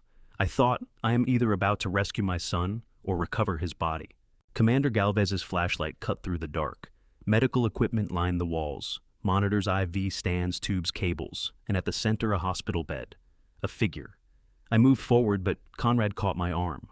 Wait, he said. Listen, I listened again. The breathing, it wasn't one pattern. It was two distinct rhythms. Two people. Elliot's not alone down here, Conrad whispered. The underground cellar door swung wider, and cold air rushed out, carrying the faint, unmistakable sound of breathing in the darkness beyond. The chamber held at 45 degrees and smelled of antiseptic and fear, but I barely registered any of it because my flashlight had found Elliot's face. The second sound, Conrad said behind me. The ventilation system. He's alone in there. None of it registered. My son was laid out on a hospital bed at the chamber's center. Wrists and ankles locked in restraints, IV lines, threading toward equipment that hummed and clicked against the cold dark. He looked diminished. How many pounds had those 18 days taken from him? Stubble swallowed his jaw. The hospital gown hung off his shoulders like it belonged to a larger man. But it was Elliot, and he was breathing. I crossed the floor, boot heels ringing off concrete. Elliot! Elliot! Can you hear me? His lids twitched. The monitors reported what they needed to pulse, present oxygen holding core temperature barely above the threshold. Renata's medical arrangement had done its job, kept him suspended at the edge of alive, neither free nor gone, for 18 days. 18 days in this cold, this dark, this silence. Elliot, I said, again arriving at the rail. I placed my hand on his shoulder. Solid, present, warm enough. It's Dad. I'm here. His eyes opened not by degrees, not in stages, all at once. The recognition preceded everything else. He studied my face the way a man checks a document he can't believe is real, as if he'd rehearsed this moment so many times the actual version required confirmation. Dad. Scraping out of a wrecked throat, raw from dehydration, or screaming, or 18 days with no one to speak to. Probably all three. I'm here, I said, and the control I'd carried for 20 days dissolved in 2 words. I'm getting you out. Hold on. He pushed against the mattress, trying to rise, and the cuff snapped him flat. Metal on already damaged skin. He looked at his wrists, then at me. That single glance finished whatever remained of my composure. You found me? Barely sound. I knew you'd come. I knew it. Of course I found you. My fingers went to the cuff at his right wrist and shook too badly to seat the key Conrad had handed me. These damn things she said you'd never. Elliot's eyes stayed fixed on mine. Conrad, I said, I can't manage it. Conrad was at my shoulder instantly. One motion per cuff, right left both ankles clean and quiet. The restraints fell. Elliot's wrists were a ruin-bruised dark skin, torn from 18 days of pulling against metal. There, Conrad murmured, he's free. Elliot's hand closed on mine before the last cuff struck the floor. Not the grip of a grown man greeting his father, the grip of someone who had nearly drowned finding solid ground. 18 days of sustained terror passed through that single point of contact. He'd been conscious for all of it, not sedated, not spared a single hour. Aware that Renata had drawn up his death. Aware the world had buried him. Aware his only lifeline was his father refusing to accept the official story. That kind of protracted dread breaks people. Elliot was looking at me, and beneath the damage-hollowed face, bruising ruined wrists, his eyes held. He'd lasted. He'd kept faith. "I'm sorry," I said. "I should have gotten here sooner." "You got here." He tried for more words, but his throat locked, a cough, a wince. "That's what matters." Boots behind us, the medical team, pushing in with equipment. A paramedic, young, maybe 30, took up position at Elliot's far side. "Sir, I need to assess him now," she told me. "Hypothermia, dehydration, potential organ damage. We have to move him." I started to draw back and Elliot's grip tightened. "Stay," he said. "I'm not leaving," I told him, "right outside this door." But I had to yield him to them. Had to watch them run their checks, adjust the drip lines, ready him for transport. Had to stand there with nothing left to contribute while they finished what I couldn't. Conrad touched my arm. "Gerald, outside. Give them room. I can't walk away from him. You're not abandoning him. But you can't help him from in here." He was right. I couldn't stand cataloging every wound Renata had left on my son. Couldn't breathe the same sealed air Elliot had survived in for 18 days. I followed Conrad up the concrete passage through the wine cellar into the villa's main floor where agents moved with cameras and evidence bags. I kept going out the front entrance across the lawn down the rock path to the water. Stone Harbor, the Atlantic flat and black to the east, a low autumn moon silvering the swells. 3:35 a.m. one day, ending another not yet born. For the first time across 20 days, the structure Gerald Whitfield had built, the prosecutor's discipline, the investigator's control, the judge's detachment gave way entirely. Alone on those rocks with sea wind driving through my jacket, I broke. The tears arrived without warning. Unstoppable. 20 days of refusing to picture finding him gone, of converting grief into evidence and panic into procedure. All of it released at once into a relief so absolute I couldn't draw a breath. "He's alive," I told the empty water, the moon, the dark. "My son is alive." Catherine's face came to me. My wife, 3 years dead. She'd never stand here. "Catherine, he made it. Our boy." The waves came and withdrew, came and withdrew. That rhythm worked on me steadily until I could speak again. Tonight I held on to what mattered most. Back in that chamber, the monitors continued their work, and I had noticed it as the medical team entered, carved into the concrete beside Elliot's bed, with something sharp tally marks. 18 of them. 18 days. Annotated in Elliot's hand, day 1, Dad will come. Through day 18, still holding. He had never stopped believing, not once. Footsteps on the rocks. Conrad's voice low and measured. "Gerald, Elliot's stable. He's asking to talk." I turned, wiped my face. What does he want? Something about Renata's handler, a government contact we need to hear about before she seals herself off with lawyers. Conrad's expression said the rest. The rescue was over. The conspiracy was not. I looked at the ocean once more and walked back toward the villa. My son was alive and he wasn't done yet. Elliot's eyes opened at 7:15 a.m. and found me unshaven, wrung out, still in the chair beside his bed, and his first words after 18 days underground were, "Are you okay, Dad?" I'd come back from the shore to find him unconscious again, the medical team working through the night to stabilize him. 4 hours in that chair watching monitors counting his breaths. Now he was hooked to IVs and oxygen awake, and his first thought was not himself. "I'm fine," I said. "You're out. That's all that counts." "She threatened you." His voice was wrecked at every edge. I heard her on the phone. I heard her tell someone, "Philadelphia winters are very slippery for old men." "I know," I heard her say it. I laid a hand on his, navigating around the line. "She's in custody now. You're safe. I'm safe." Elliot read my face the same way he had down in that chamber, hunting for the omission. Then something in him eased. A fraction of the vigilance he'd maintained for 18 days left his shoulders. "Geneva account," he said. "What the offshore account? It's yours now." He swallowed and it cost him. "I put it in your name 3 days before the explosion. The password is October 12th, 1990. October 12th, 1990. The day I carried a newborn Elliot home from the hospital 32 years ago.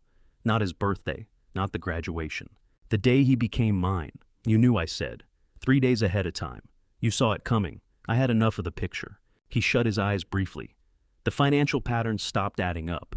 Her questions about the estate, about how I was holding up physically. I moved everything reachable. If she went through with it, you'd at least have the means to keep digging. My son had spent his last free days arranging for my ability to pursue his killer, had picked a password marking not his birth, but our bond, had thought of me before he thought of getting out. You should have run, I said. She had reached into everyone around me. His fingers tightened against my hand. Running meant you'd face her alone. I wasn't willing to do that. I had no words. I nodded. The ICU door opened hard at 11 a.m. Conrad moving fast, phone in hand. She got out, he said. I was on my feet. What Renata bribed the transport officer. Traveled on a counterfeit Adriana Kale passport. CIA has her at Philadelphia International Airport, attempting to board a Swiss air flight to Geneva. Conrad glanced at Elliot, then at me. But Gerald, without hard evidence, her lawyers pull her off that flight before it moves. We need something. I have it, I said. I've been carrying it for 20 days. From the bed, Elliot made a sound, half laugh, half something that hurt him, the lapel pin. Dad, you wore it the whole time. Conrad's face shifted. You kept it on. I touched the pin on my lapel, the one Conrad had placed in my hand at Elliot's funeral, the one that hadn't left my jacket in 20 days. You told me to wear it for a week. It never left my lapel. 20 days, Conrad said slowly. Every exchange, every threat, all of it on record. We arrived at Philadelphia International Airport at 2 p.m. The CIA had Renata pulled at a security checkpoint, not arrested, just held, while agents verified her travel documents. She occupied a glass-walled room off the concourse, relaxed and unhurried, treating the whole affair like a scheduling nuisance. When we walked in, she looked up and offered that cold smile I knew too well. Gerald, she said. And Conrad here to see me off. Nobody's going anywhere, Conrad replied. She nodded toward the agents posted outside. Those men have nothing on which to hold me. There's no proof Elliot's USB was taken unlawfully. The attempted murder charge falls apart without the victim's testimony, and Dr. Colton's confession was obtained under duress. She rose, smoothing her jacket. My attorney gets me out of here within the hour. Switzerland won't extradite over financial crimes. We actually do have evidence, I said, stepping toward the table. Her smile held. Really? What evidence? 18 days of medical isolation produced a son with delusional accusations. Any competent defense lawyer dismantles that before noon. It isn't Elliot's words, I mean. I reached to my chest and unclipped the pin from my lapel. Unremarkable. The kind of thing a person stops noticing. This. I set it on the table between us. Renata looked at it, then at me.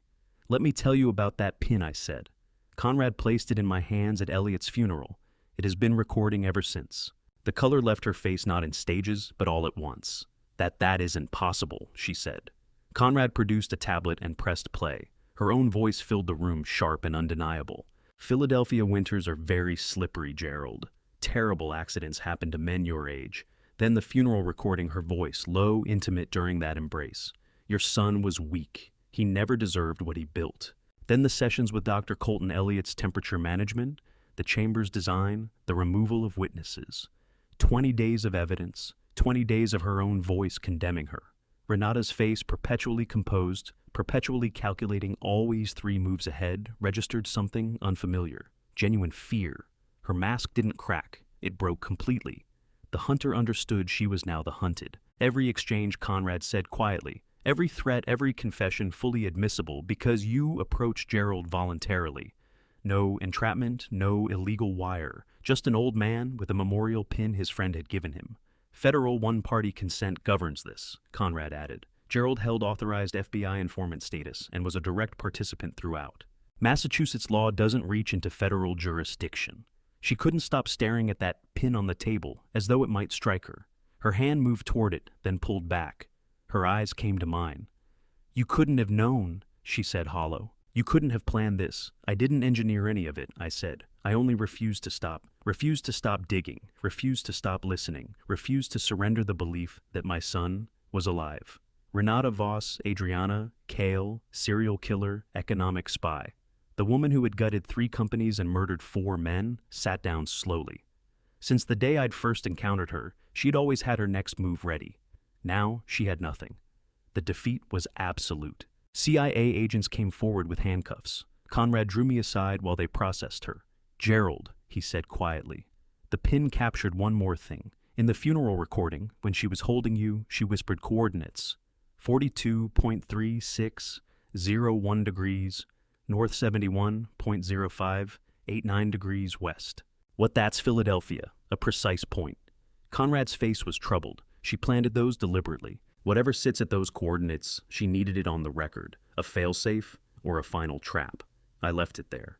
Behind us, they led Renata out in cuffs, but her eyes found mine once more, and what passed through her expression was unambiguous.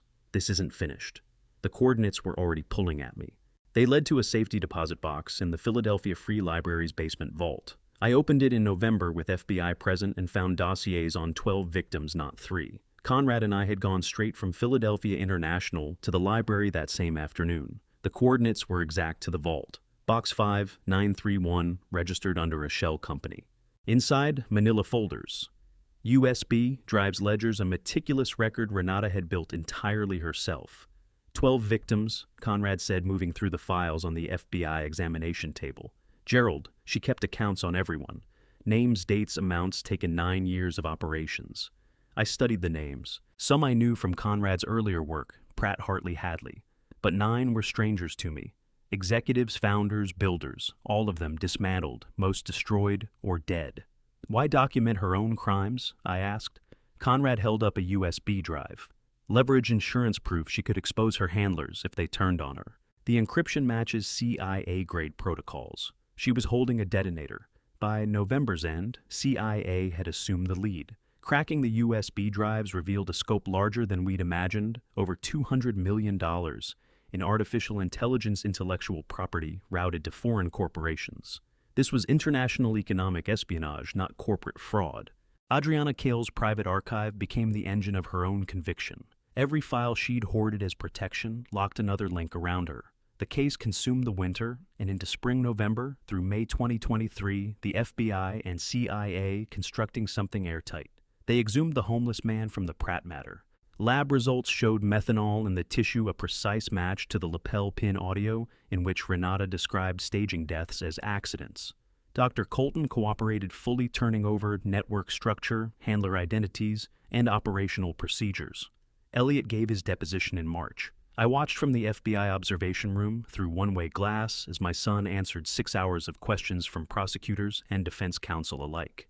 Mr. Whitfield, the lead prosecutor, asked, "For the record, describe what you heard your wife say about previous victims." His voice was steady, firmer than it had been in the ICU. She told Dr. Colton, "This is what we did with Pratt. The yacht will look the same." "And did you understand what she meant?" "Yes, she was going to kill me the same way she'd killed Brandon Pratt 3 years earlier." Watching him answer every question directly, I saw what the ordeal had done, not broken him, but hardened him into something that couldn't be broken. 18 days underground could have hollowed him out. Instead, it had forged something unbreakable. Afterward, in the corridor, I said simply, "You were incredibly brave in there." Elliot nodded. I had a good example. The trial opened in June 2023, 3 weeks at Philadelphia Federal Criminal Court, Judge Dorothea Kingsley presiding. She was in her 60s, exacting experience with no patience for theatrics. The prosecution put Renata's own insurance archive before the jury. Dr. Colton's testimony, forensic findings across all 12 victims. The lapel pin recordings. Elliot testified on day 7. I sat in the gallery and watched my son raise his right hand and swear to tell the truth, 30 feet from the woman who had tried to bury him. She showed nothing. I took the stand on day 9. "Mr. Whitfield," the prosecutor said, "please tell the jury what the defendant said to you at the Rittenhouse Square Hotel." I held Renata's gaze before answering. She said elderly people living alone sometimes suffer unexpected accidents, that Philadelphia winters are very slippery. "Did you interpret that as a threat?" "Yes, a warning she would kill me if I kept investigating." The recordings were played for the jury, Renata threatening me, confessing to Elliot about Pratt's death, instructing Dr. Colton on maintaining the underground chamber. 20 days of her own words turned against her.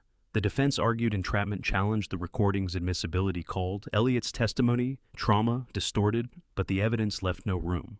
12 victim files, forensic confirmation, financial trails, Dr. Colton's full cooperation, the pin's 20-day chronicle. The jury deliberated 4 hours.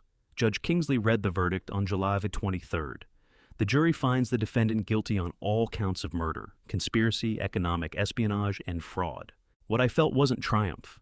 It was exhaustion, 10 months of relentless, methodical work reaching its end.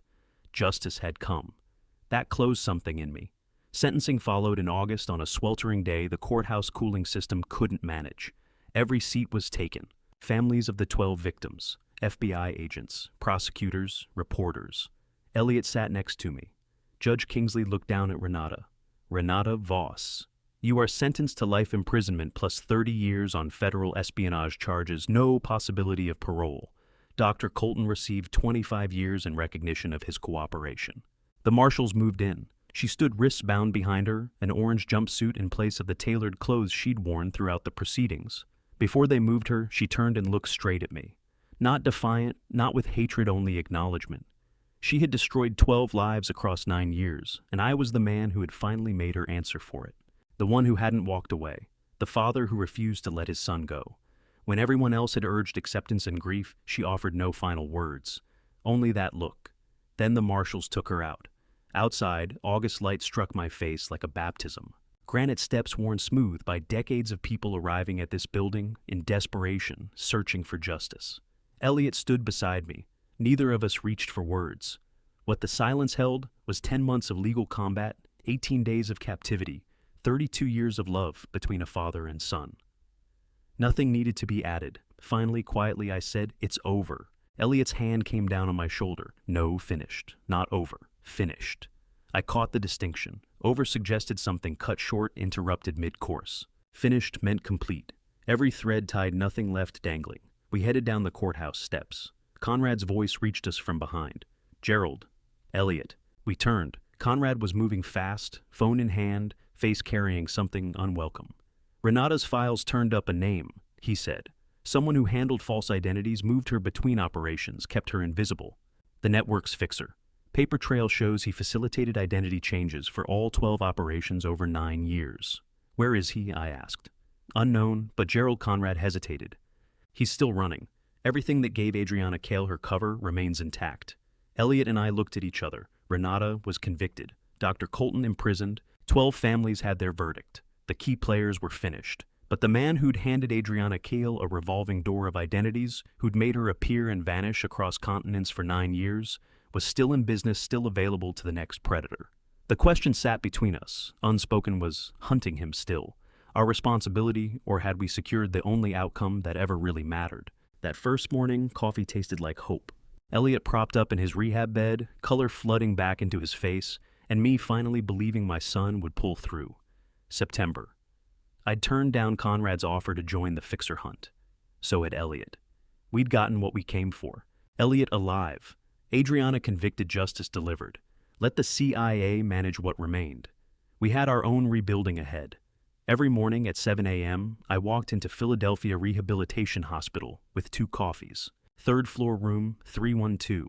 Early on, we covered physical therapy benchmarks, his weight-returning muscle coming back, the raw marks on his wrists slowly closing. By the 3rd week, we were covering territory we'd avoided for years.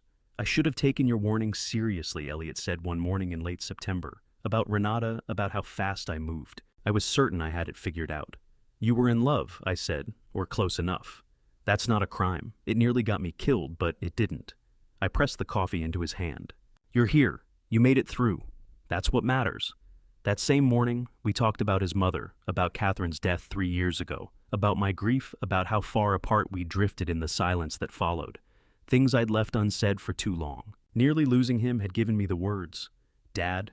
Elliot said in early October, he was walking the hallways by then, physical therapy, well enough along. "I want to take what we recovered and build something real with it." "What do you mean?" "The seized funds." Adriana's account, $60 million from 9 years of predation across 12 victims. He held my gaze. A foundation. Families caught in the same nightmare, someone gone, no resources, authorities unmoved. AI forensics, legal advocacy, investigative support. Every tool you had to claw toward, handed to the next family at the start. I stared at him. My son, 4 weeks out of an underground cell, already looking outward. "That's exactly what we built," I said. By November 1st, the Farley Justice Foundation opened a Bryn Mawr office, $60 million in seed funding, forfeited assets from Adriana Keel's 9 years of operations across 12 victims. Federal courts approved the reallocation under the Justice for All Act and DOJ victim compensation provisions, a rare outcome one Judge Kingsley had pushed through personally. Money stripped from executives and innovators now stood as a resource for future victims, closing the circle. Nadine Forsyth, 51, former federal prosecutor with 20 years in economic crimes, came on as legal director. Elliot interviewed a dozen candidates before selecting her. She grasped what we were building without needing it spelled out. $60 million could reach hundreds of families, Nadine said at our first board meeting. This is extraordinary, still leaner than before the yacht, but gaining ground daily. Elliot laid out the mission. It's not our money. It belonged to people like my father, families who refused to quit when every door closed on them. We're pointing it at the next family, standing at that same door. Watching him walk the board through the structure, forensic affiliates, legal channels, family support, I kept arriving at the same place my son had survived 18 days of captivity, not broken, but clarified. He'd converted trauma into purpose, transformed his near death into a mandate. Conrad's name belongs on it, I added. He's why we're both standing here. Without him, none of this exists. Conrad came to the November launch uncomfortable with the attention, but visibly proud. He pulled me aside afterward. The agency closed the investigation, he said quietly. The fixer's identity is confirmed. We're tracking him in Prague. Gerald, if you and Elliot want a seat at the table when we move. No, I said. We brought Elliot home. We stopped Adriana. That's enough. Elliot drifted over, having caught it. Leave it to the agency, he said. Our work is the family's coming next, not retracing old ground. Conrad nodded slowly. That's wise. You've both earned the right to step back. Have we? I asked. Yes, Conrad said. You fought the fight that counted, won the war worth winning. The rest is cleanup. We chose to move forward instead of chasing every thread. Chose constructing something durable over dismantling the last remnants of Adriana's network. Some would call that unfinished justice. I called it wisdom. December came cold and clear. I drove to St. Andrew's Church with a letter of thanks and a foundation check for $150,000. Gerald, Father Leonard Pruitt said, his 68-year-old eyes widening as he read the figure. This is too generous. It's not generosity, it's gratitude, I said, gesturing to the familiar pews. You were here when I had nothing but grief and unanswered questions. The foundation wants to see St. Andrews keep doing that work. Father Pruitt set the check aside and took my hand. Gerald, you took your suffering and turned it into shelter for others. That's grace.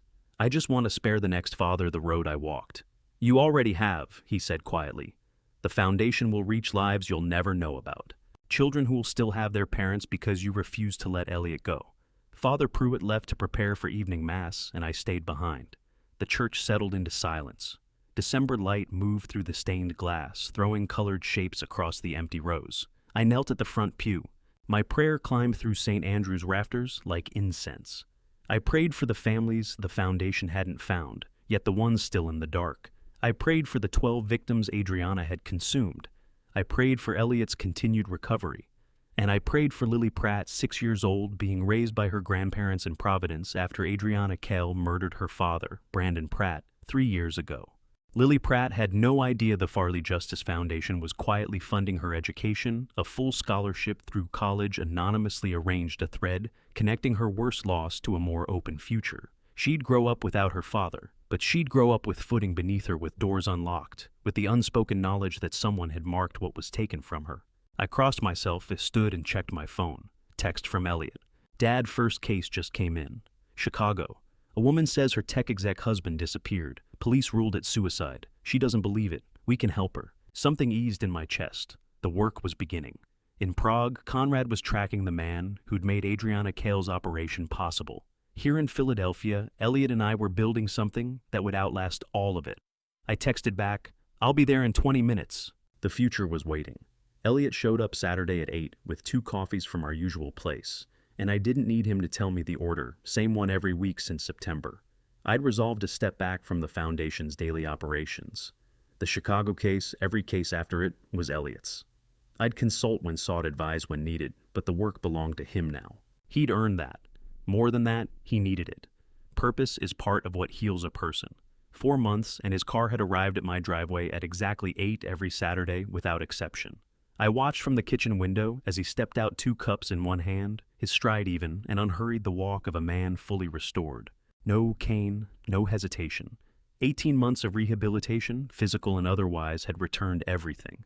He spotted me at the door and offered a small smile. Brief, not elaborate. We'd never been demonstrative men. "Your usual," he said, handing me the cup. "Extra shot, no sugar." "You didn't have to make the drive, Dad." Elliot cut me off. "It's Saturday. This is what we do." What we do. 4 months had turned a gesture into a standing appointment.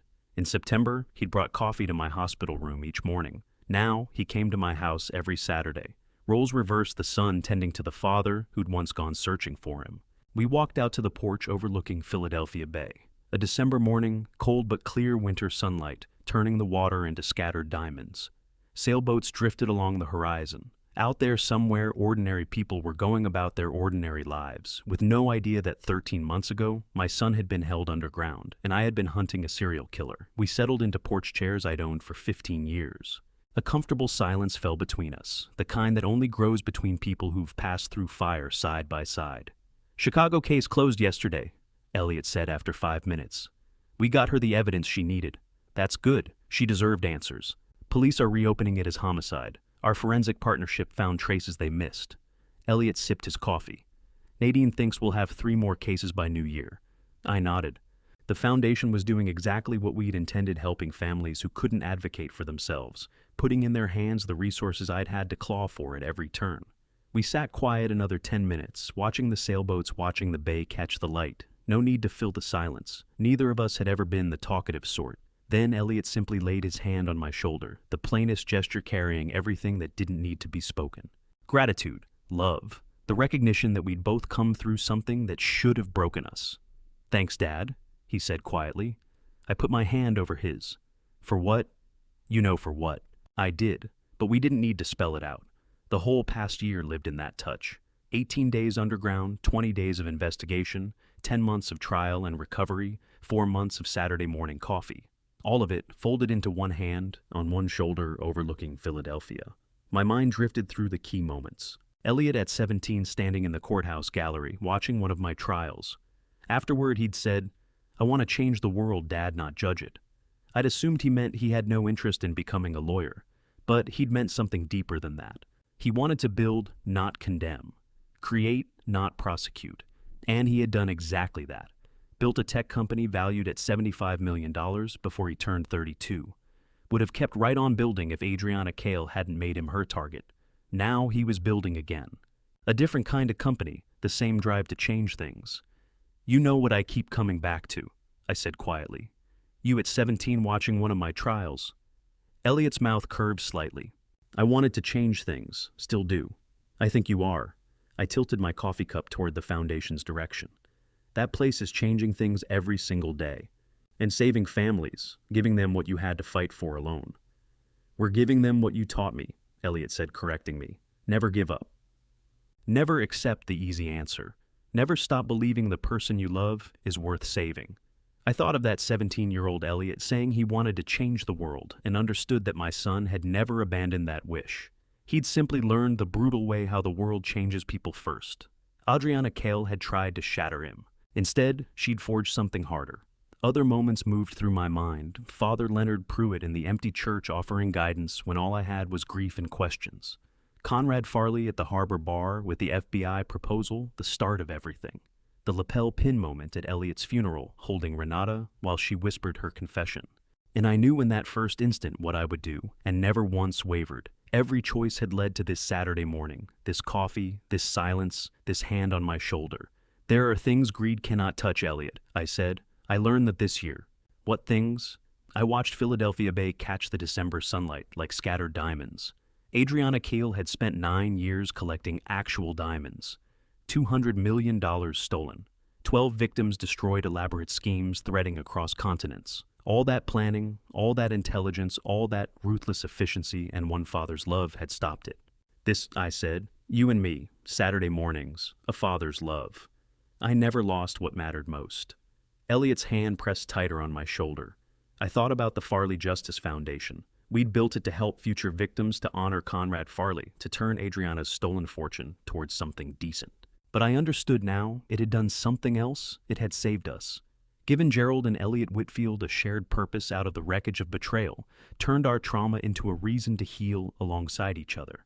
The foundation wasn't only about helping others, it was proof that love could raise something lasting from what hatred tried to ruin. Elliot's phone buzzed in his pocket. He glanced at it. Another case coming in, most likely. Another family reaching out for help. He looked at the screen, then deliberately set the phone down on the porch table. "Later," he said. "Right now, I'm exactly where I need to be." I nodded. The work would always be waiting. Cases would keep coming. Families would need help. The foundation would grow. Conrad would eventually track down Adriana's fixer in Prague. Life would press forward with all its relentless demands. But these Saturday mornings, father and son, coffee in Silence Bay and winter light, these were what we had fought for. What I'd spent 20 days investigating, 10 months pursuing justice, and 18 months rebuilding to protect. I watched Philadelphia Bay catch the sunlight, Elliot's hand resting on my shoulder, and thought, fatherly love is something greed cannot touch. I never lost what mattered most. We sat together watching the water, and everything was precisely as it should be. And to you listening to my story, remember this. When someone you love is in danger, the whole world may tell you to accept the unacceptable. But a father's love knows what truth feels like. I made mistakes along the way. I trusted too easily when Elliot first brought Renata into our lives. I missed the warning signs because I wanted my son to be happy. Don't repeat my mistake of silencing your instincts when something feels wrong. If I could go back, I would have looked into her background the moment she walked through our door. But I learned that it is never too late to fight for the people you love. Betrayal by family cuts deeper than any other wound. When the person threatening your family wears a wedding ring and sits at your dinner table, that betrayal feels impossible to accept. But here is what I learned. Love is stronger than any scheme greed can devise. This was never about revenge in the traditional sense. It was about refusing to let evil have the final word. I believe God gave me the strength to keep searching when everyone around me had given up, and He placed Conrad in my path at exactly the right moment. That lapel pin recording became the evidence we needed. If you have stayed with me through all of it, the grief, the doubt, the long nights when giving up would have been so much easier. Then you already understand why I could not stop. Thank you for listening. This past year took more from me than I have words for. It took my trust, my sense of safety, the version of my family I thought I knew. But I believe God placed the right people in my path at exactly the right moments. Conrad, Father Pruitt, and every quiet sign that pointed me toward the truth when I was nearly out of strength to look. What I found on the other side of that search was not just my son. It was proof that a father's love is not something time or greed or elaborate deception can quietly extinguish. These are the things I would tell any father, any parent walking a road like the one I walked. Trust your instincts when something feels wrong, even if everyone around you calls it grief or paranoia. Your gut is not your enemy. If someone new enters the life of a person you love, take the time to know who they really are. The cost of asking questions early is nothing compared to the cost of silence. When the evidence looks final and the world tells you to let go, ask yourself one more time whether you have truly seen everything. The truth has a way of leaving a thread. And remember, this dad's revenge is not about settling a score. The father stories worth telling are the ones where love refuses to be the thing that loses. If this story moved you, I hope you will share it with someone who needs to hear it, a friend carrying something heavy, a parent who has ever been told to accept the unacceptable. Leave a comment and tell me what stayed with you. And if you are not yet part of this community, subscribe to His Hidden Revenge so you never miss what comes next. Thank you, truly. Until next time, take care of the people who matter most.